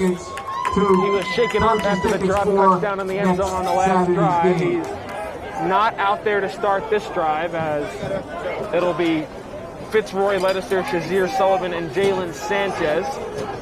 Kenny Shores also in there for the Marauders. Taj Bullock in the pistol. Takes the snap, hands off to Paul Lefkowitz, barreling forward, and falls down for a gain of about 4. Under 3 minutes to go here in the 3rd quarter. Brings up a 2nd and 5. Compared to last week, Kevin, where you really saw 2 offenses. You know, we covered last week's game, West Orange and St. Peter's Prep, where you saw a lot of scoring, a lot of throwing, a lot of big plays. This week, it's almost been the exact opposite, where you're seeing these offenses, you know, churning out the runs, churning out the 4, 5-yard gains here and there sporadically. It's been a totally different type of game this week. Bullock hands to Lefkowitz once again. He goes forward, falls past the 35. Coming forward was Andre Obin, who lost his helmet, so he didn't have to come out. But Lefkowitz picks up the 1st down with 2:22 left to go in this 3rd quarter, as Andre Obin checks out of the game after being pushed forward and losing his helmet. 3rd time we've seen him lose his helmet in this 3rd quarter. He lost some helmets last week too, so.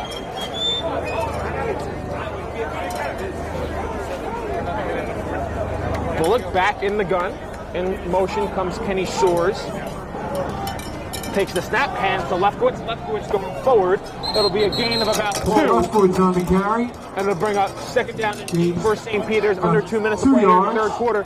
And now, Justin, as we get very late into the 3rd quarter, again, if you're St. Peter's, you got to be thinking, the way my defense is playing, if we score a touchdown here, this game could be over. Yeah, so it's a combination of, you know, wanting to be aggressive on the offensive side of the ball, but also understanding, Taj Bullock did have a beautiful throw to the end zone on the previous drive, but Taj Bullock and his arm, he hasn't looked, his normal self today. But also, as time goes on, you don't mind if you're getting 4, 3, 5 yards, each rushing attempts, because you're killing that clock. So Andre Obin comes back in. Xavier Miles replaced him. Bullock now under pressure, has to roll out, throws it to the far side, nobody home. Bullock gets hit after the play.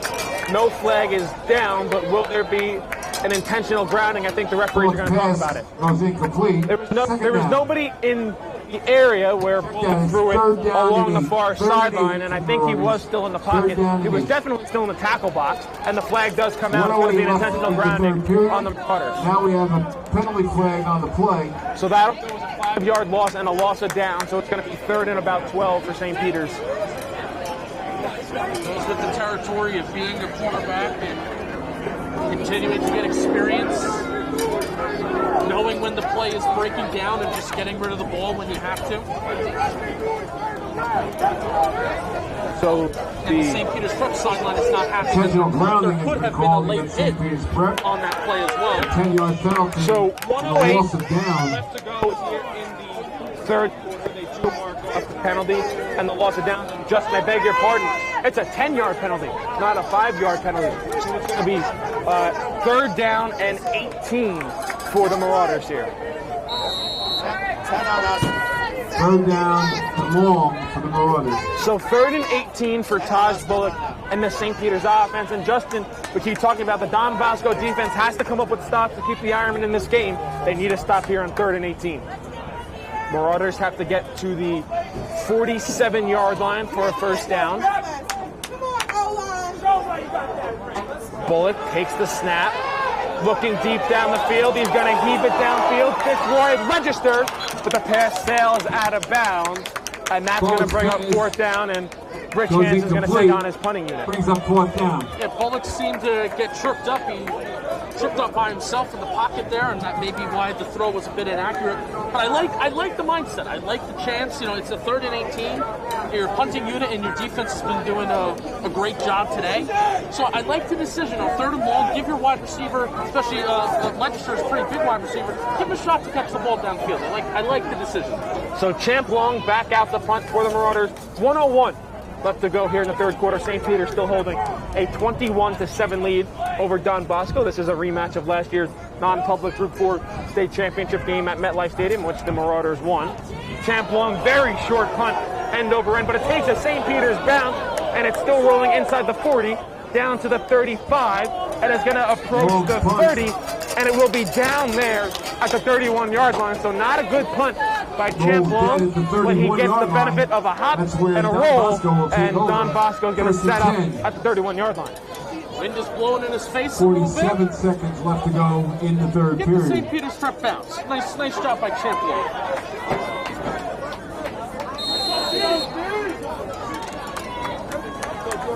So it's first and 10 for Don Bosco. 47 seconds left to play here in this third quarter. The Ironmen are down 14 points to St. Peter's. Hand off to Heath. Trying to find a lane. He does, but he's spun down after a gain of about 4. So it'll be second down and 6 for the Ironmen from their own 35. I find it to be so impressive how George Rooks, play after play, week by week, on that carry. is coming from the opposite side 4 yards. of where the play is going, and he's making plays on the other side of the field. I mean, this is almost what you want your linebacker to do. And George Rooks is a defensive end. It's so impressive to watch him play every week. 15 seconds. This could be the final play of the third quarter. Quarterback keeper and barreling to a first down. I don't know about that spot. I thought he might have been just shy. Was Jake Robbins. But they give Don Bosco the first down, and as the clock now moves, that will do it for the third quarter. St. Peter's is going to take a 21-7 lead into the final 12 minutes of this game. Can the Marauders hold on, or will Don Bosco have a surge late to come back and tie and potentially take the lead? You're going to have to stay tuned to find out. Fourth quarter coming up right after this.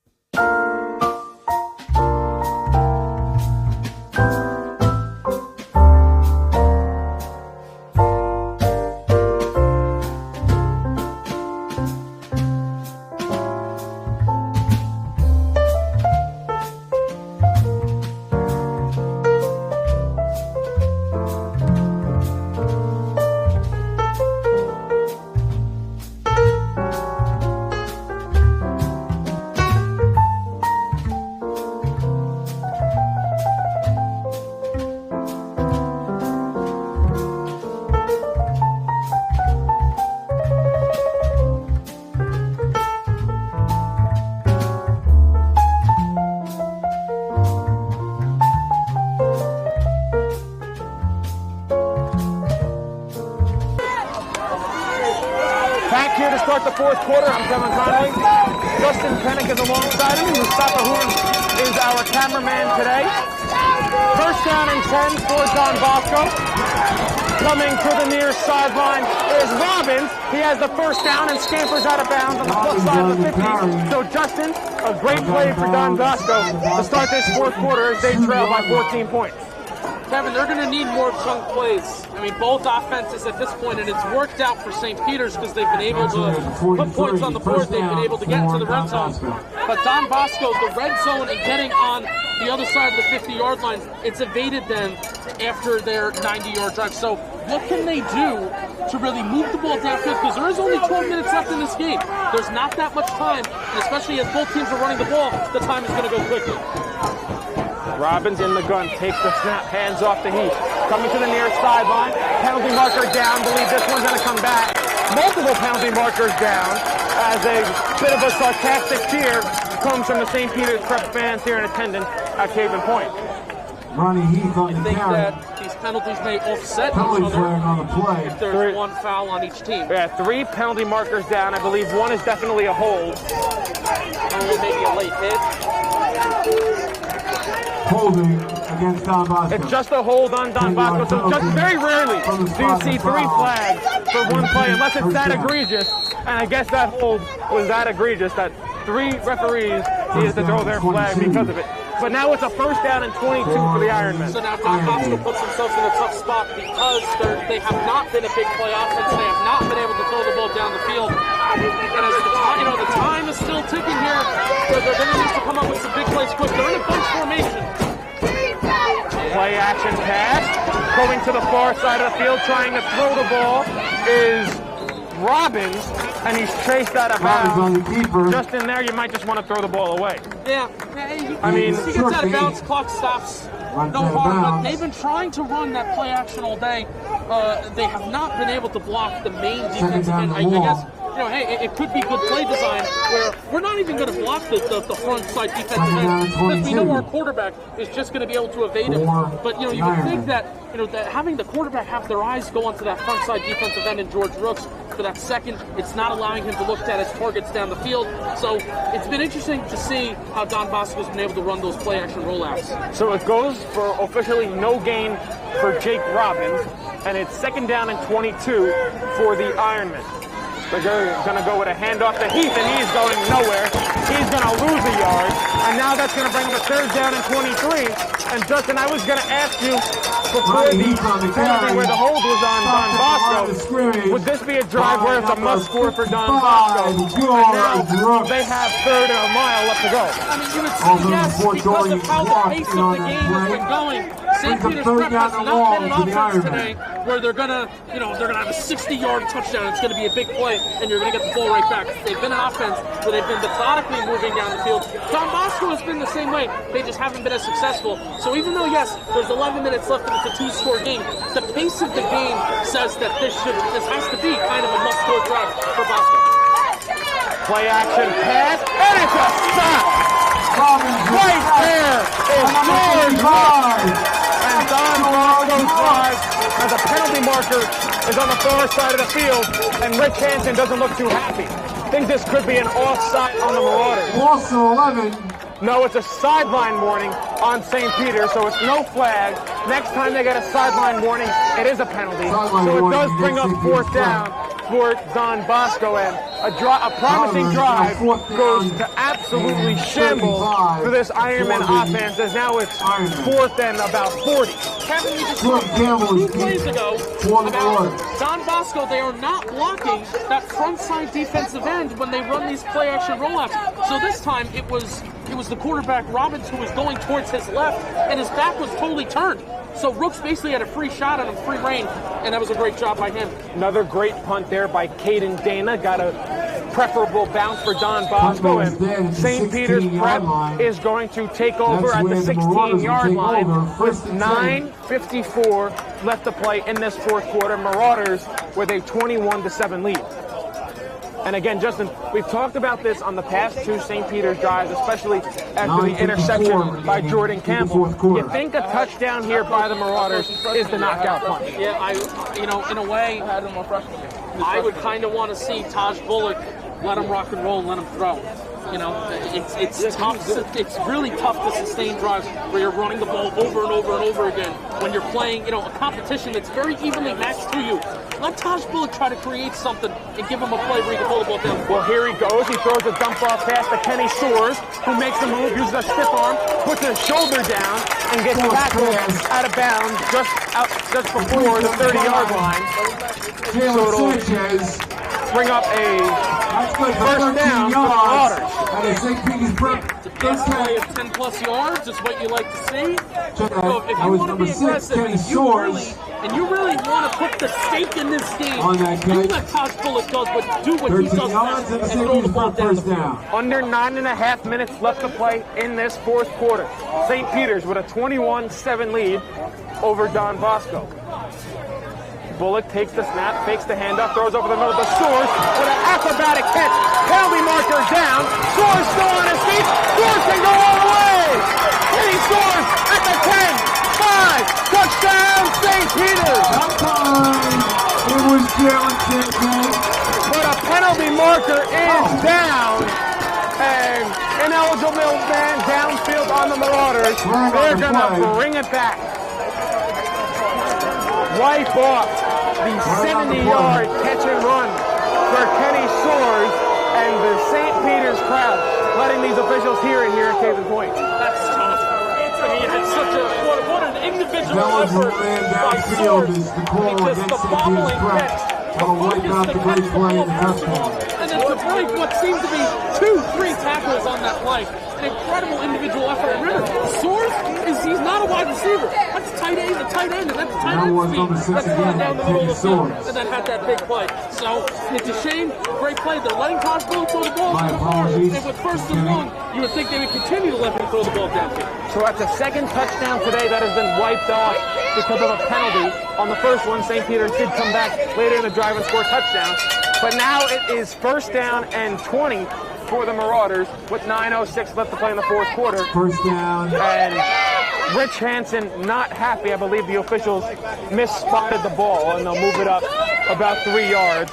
So it's going to be first down and 15 for the Marauders. Kevin, Taj Bullock has had 3 touchdowns taken off the board today because of either a penalty or 2 drop passes. So, you may look at the box score and see Taj Bullock may have not done much, but he's had a really good game. Bullock throws over the middle, pass incomplete, looking for Jalen Sanchez. So that's going to bring up second down. Falls incomplete. Second down. Continuing to throw the ball. And Rich Hansen not happy with what he's seeing. He's going to burn a timeout with 9:02 left to play in this one. St. Peter's with a 21-7 lead over Don Bosco. Things getting interesting here at Cave Point. We'll be back after this.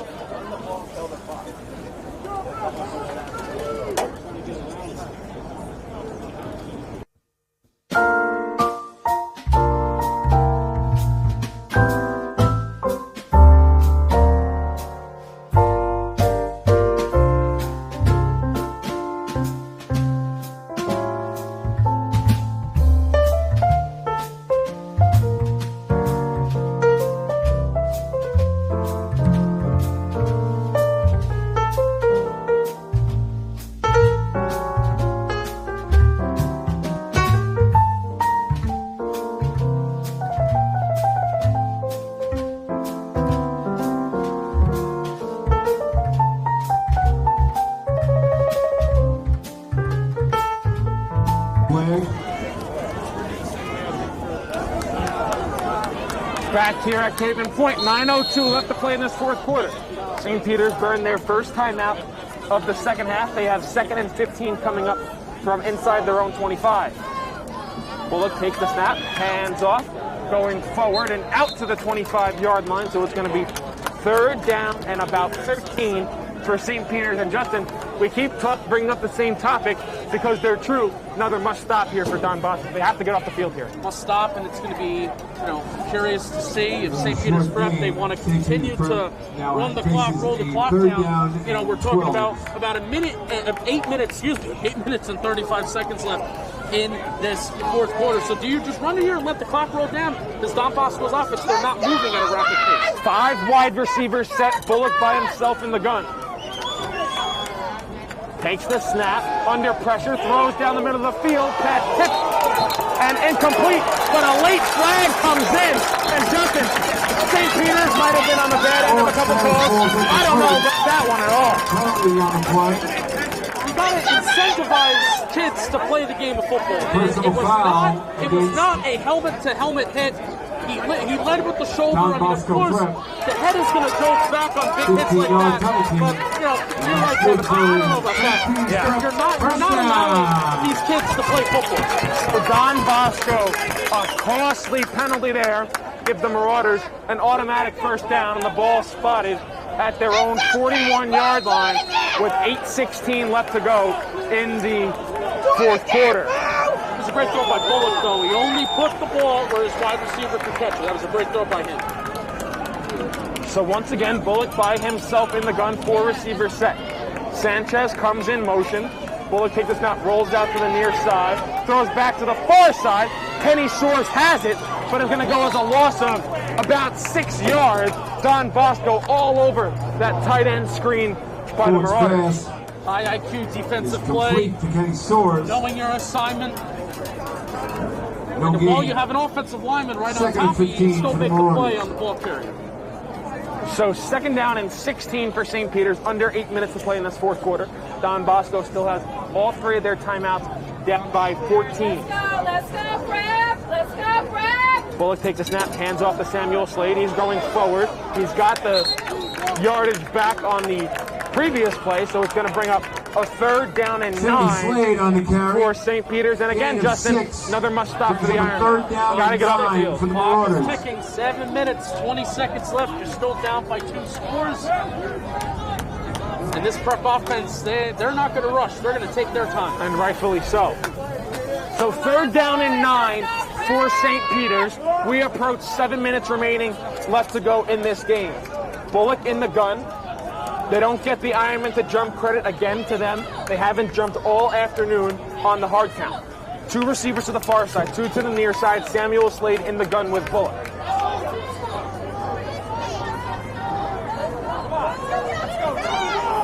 Bullock takes the snap, looking back to pass, pump fakes, under pressure, rolls out, has to get rid of it, throws across his body, and that's going to be a pass interference on Don Bosco.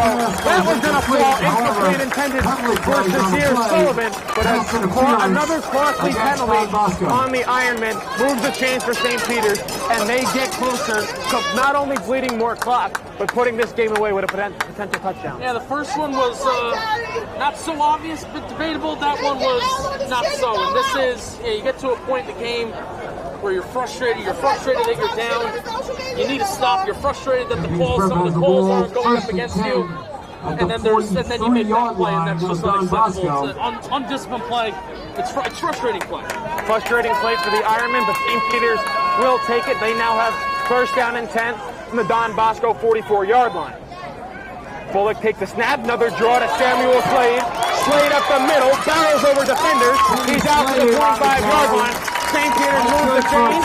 St. Peter's gets the 2 more clock. We have under 6.5 to go in this fourth quarter. Lefkowitz comes in. This is the rotation that the St. Peter's Prep offense and this backfield has. Beautiful rotation where the quick Slade, and then Lefkowitz is the bruiser that's going to come in for the next play. It's like a lightning and thunder, and the thunder's in the backfield now with Lefkowitz. Again, Bullock goes for the hard count. Marauders in no hurry. We approach 6 minutes left to play in this ball game. Marauders lead Don Bosco by 14 and looking for more. They hand off to Lefkowitz, and Lefkowitz is met right at the line of scrimmage. It'll go as a loss of 1, and it'll bring up second down and 11. Top of the line of scrimmage by Cameron. There's a chance that you heard that impact, and that impact wasn't hitting the running back. That impact was defensive lineman, offensive lineman. That was quite the play up the middle right there. St. Peter's shows a little hurry up. Bullock again goes with the hard count, and they'll look over the sideline for the play. 5.5 to go. Don Bosco running out of time, and if you ever needed a turnover, if you're the Ironman, here's where you need it. 5.5 minutes. Clock continues to tick. St. Peter's wearing an alternate uniform. They're all black for the first time since 2007. Bullock under pressure, now steps up, and he's just going to fall down. Smart play there by the senior. He gets the 2 more clock, but another big third down coming up for this Don Bosco defense. And if St. Peter's doesn't get this third down, I wonder what head coach Rich Hansen is going to do. Would he leave his offense out there, or do you play it by ear depending what you do here on this third down? I think you try to turn away some yards on third down, see if you can get a 4th and manageable. I mean, no matter what, you're not punting. No matter what, you're not punting, and I think you're very happy if you're letting time roll off this clock right now either way. When is head coach Dan Sabella going to start using his 3 timeouts?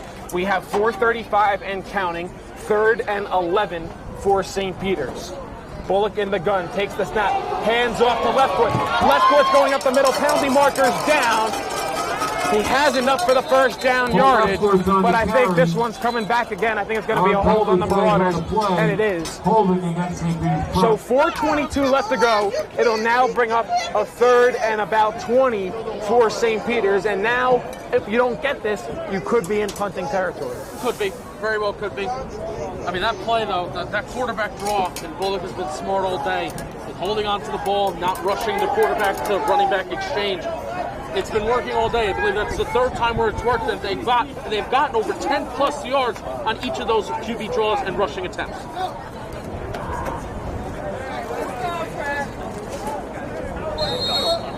So clock now continues to roll, 4:20 and counting. St. Peter's 21, Don Bosco 7, and Ironman still not burning any of their 3 timeouts, down 2 scores, and St. Peter's got this ball with about 8.5 minutes left to go. They've just queued up clock here on this drive, but they have a 3rd and about 20 upcoming. Bullock takes the snap, hands off Lefkowitz once again, barrels forward, gets about, call it 8 yards, and it's going to bring up a 4th down and 12 for St. Peter's, and Don Bosco now uses its first timeout with 3:44 left to play, and now, Justin, it's decision time for Rich Hansen. I think you should put him back. Try to,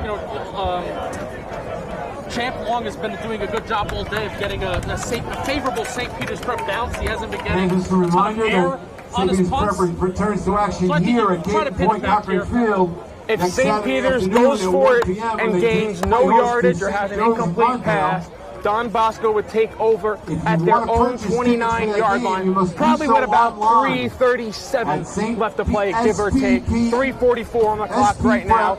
Both teams have 2 timeouts left in this second half. Tickets. That's SPPrep.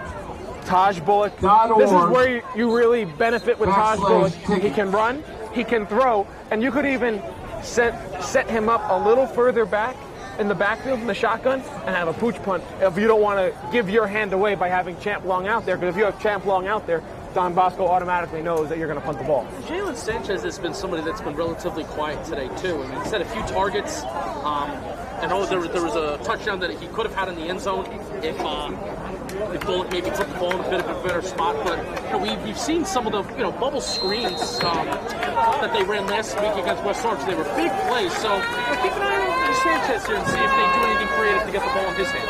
Offense stays on the field for St. Peter's. 5 wide receivers set. Bullock in the gun, goes up to the line, calls out instructions. 4th and 13 for the Marauders. Bullock takes the snap. He's under pressure, throws over the middle, flag down. What's the penalty marker going to be? It was an incomplete pass.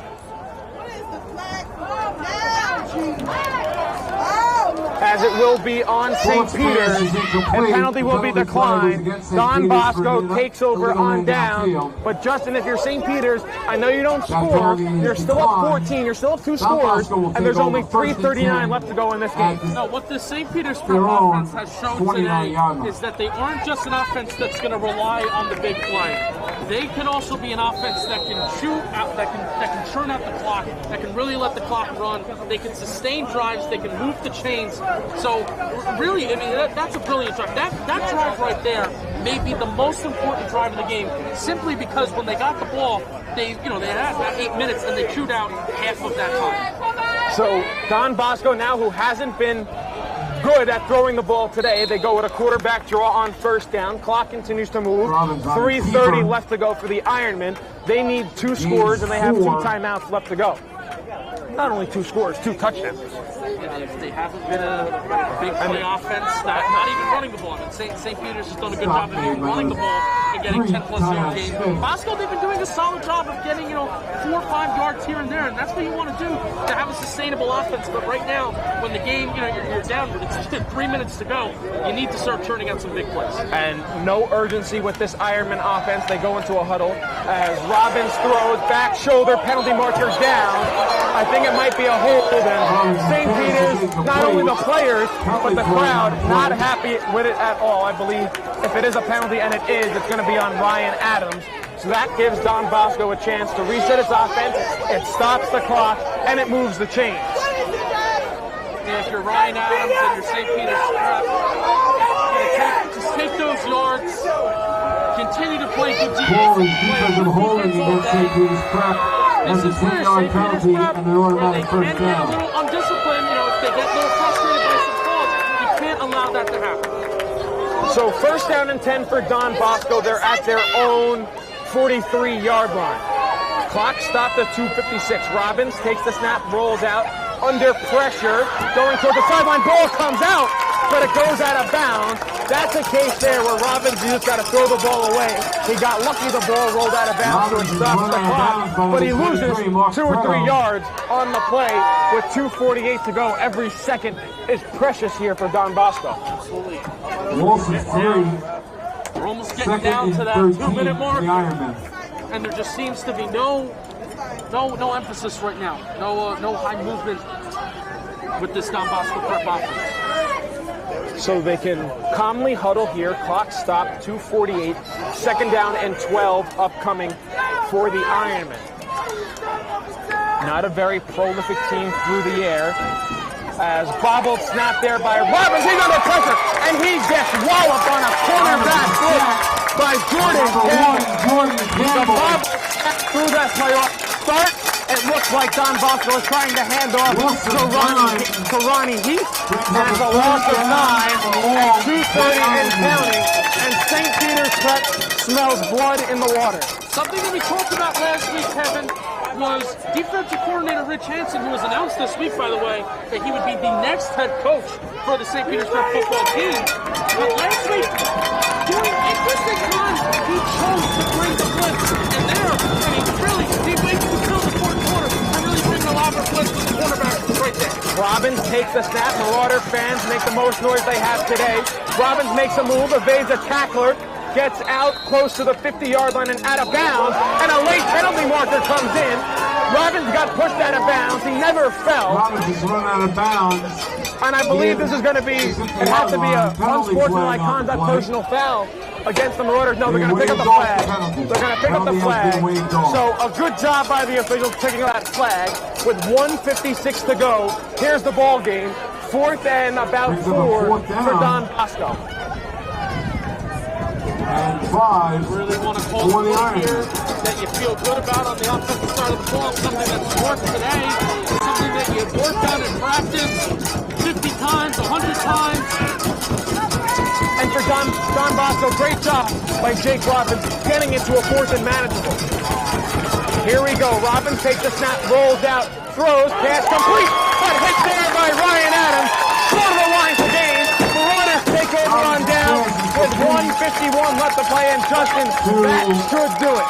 That's a play that works before. The little out route to wide receivers that's been a throw. That Robbins has been able to number 20. And great redemption by number 21, Ryan Adams. Great redemption by Thank you to the fans for helping me recognize the numbers.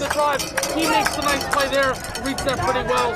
And ball is turned over on downs. Seconds left. St. Peter's Prep St. Peter's Prep now has possession at the 49-yard line.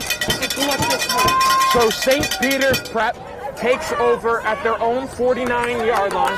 Don Bosco still has 2 timeouts remaining, but down 14, it's a very steep hill decline for the Ironmen.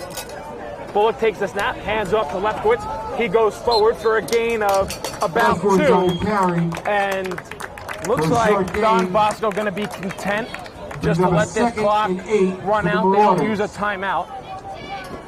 We want to give a special thanks to St. Peter's Prep President Michael Gomez, Principal James D'Angelo, and Athletic Director Rich Hansen. Also a special thank you to Sarah Cruz of the North Extended Learning Program, Vernon Poulins of the North Public Schools, and Roger Leon, the Superintendent of North Public Schools. Also a special thanks to our two broadcast sponsors for this afternoon's game, the Elite Muhammad Nia School, as well as Ciabra's Foods. 1:10 and counting left here to play. Taj Bullock looks like he's going to throw. He's one deep down the field. Fitzroy Register just outstretched his arm, and it falls incomplete with 1:03 left to play. Marauders going for an absolute kill shot there. Falls incomplete. That was interesting to see. We know that maybe there's some bad blood between these two teams, but having a conversation, at least in baseball this year, has been some unwritten rules. And did St. Peter's maybe break an unwritten rule right there by trying to go deep down the field when Don Bosco was basically admitting defeat by not calling a timeout on first down? Not sure about that, but I guarantee we probably are going to see a little bit of a run play here just to run out the clock. So 3rd down and 8 for St. Peter's. 1:03 left to go. Don Bosco still with 2 timeouts. They have not used any on the drive on the first down play, and obviously they don't need to use it on the incomplete pass. Bullock takes a snap. He's going to throw again. First down, ices the game. Has Shazier Sullivan. Where are they going to mark him? They keep the clock moving, and they don't give him forward progress. They mark him short. It's going to be 4th and about 2. And the St. Peter's crowd not happy with that, but as I said, Justin, they didn't give him forward progress. Gain of 6. No, they definitely brings up a 4th down and 2. What I think is you would have, at the moment the wide receiver catches the ball instead of where he gets tackled. That's where they would mark him down, and they clearly marked him down where he got tackled. St. Peter's crowd pretty much all day has not been happy with this officiating crew. So 22 seconds remaining, and there is a play clock in high school football, but it's kept on the field with the officials. So St. Peter's doesn't want to run a play here as officials now counting off the play clock, and Rich Hansen is going to burn a timeout with 8 seconds remaining in this game, and this game now officially in hand for the Marauders. You wonder, do you just have Taj Bullock run back, throw it out of bounds? Do you send out at your punting unit, or do you just hand the ball to Paul Leftwood, see if you can pick up 3 yards and officially end this game? Kevin, at this rate, it wouldn't be surprised if they try to throw it. But St. Peter's Prep going to move to 2-0 on the year, a date with St. Joe's next Saturday, right back here at Caven Point. As always, you can see that game right here on the D1 Media Pro page on the NFHS network. Don Bosco going to drop to 1-1, and the defense played well for the Ironmen, just the offense couldn't get anything going outside of that 90-yard touchdown drive, which gave them a 7-0 lead. No, it's tough. It's really tough as an offense, especially if you're relying on running the ball. It's tough to sustain success when you're relying on those big 90-yard drives. Hansen checks his offense on the field. Quarterback run by Taj Bullock, and that does it here from Caven Point. St. Peter's Prep scores 21 unanswered. They defeat the Don Bosco Ironmen 21-7 to improve to 2-0 on the year. Justin, any last thoughts on this game? I mean, any last thoughts? I think St. Peter's Prep came out with a game plan where they did not feel the need to really score a lot of points today. They were very, very conservative. I mean, the most aggressive that St. Peter's Prep was on that final drive, where they were throwing the ball 40 yards downfield when the game was basically over. So St. Peter's Prep, they had a game plan. They wanted to turn out the clock. They wanted to run the ball. They wanted to win the time of possession battle, and they did exactly that. So that does it from us here from Caven Point. We'd like to thank everyone for tuning in to the national game of the week here in Jersey City. The top team in the state of New Jersey, St. Peter's Prep, continues their quest for another perfect season. They defeat Don Bosco 21-7 here at Caven Point. For Justin Pennick and Mustafa Hood, I'm Kevin Connolly signing off, saying see you next time. St. Peter's Prep moves to 2-0 with a 21-7 win. And we hope to see you again next week. Thanks for coming today. Have a pleasant afternoon. Put final first? I did. Stop. Go up here.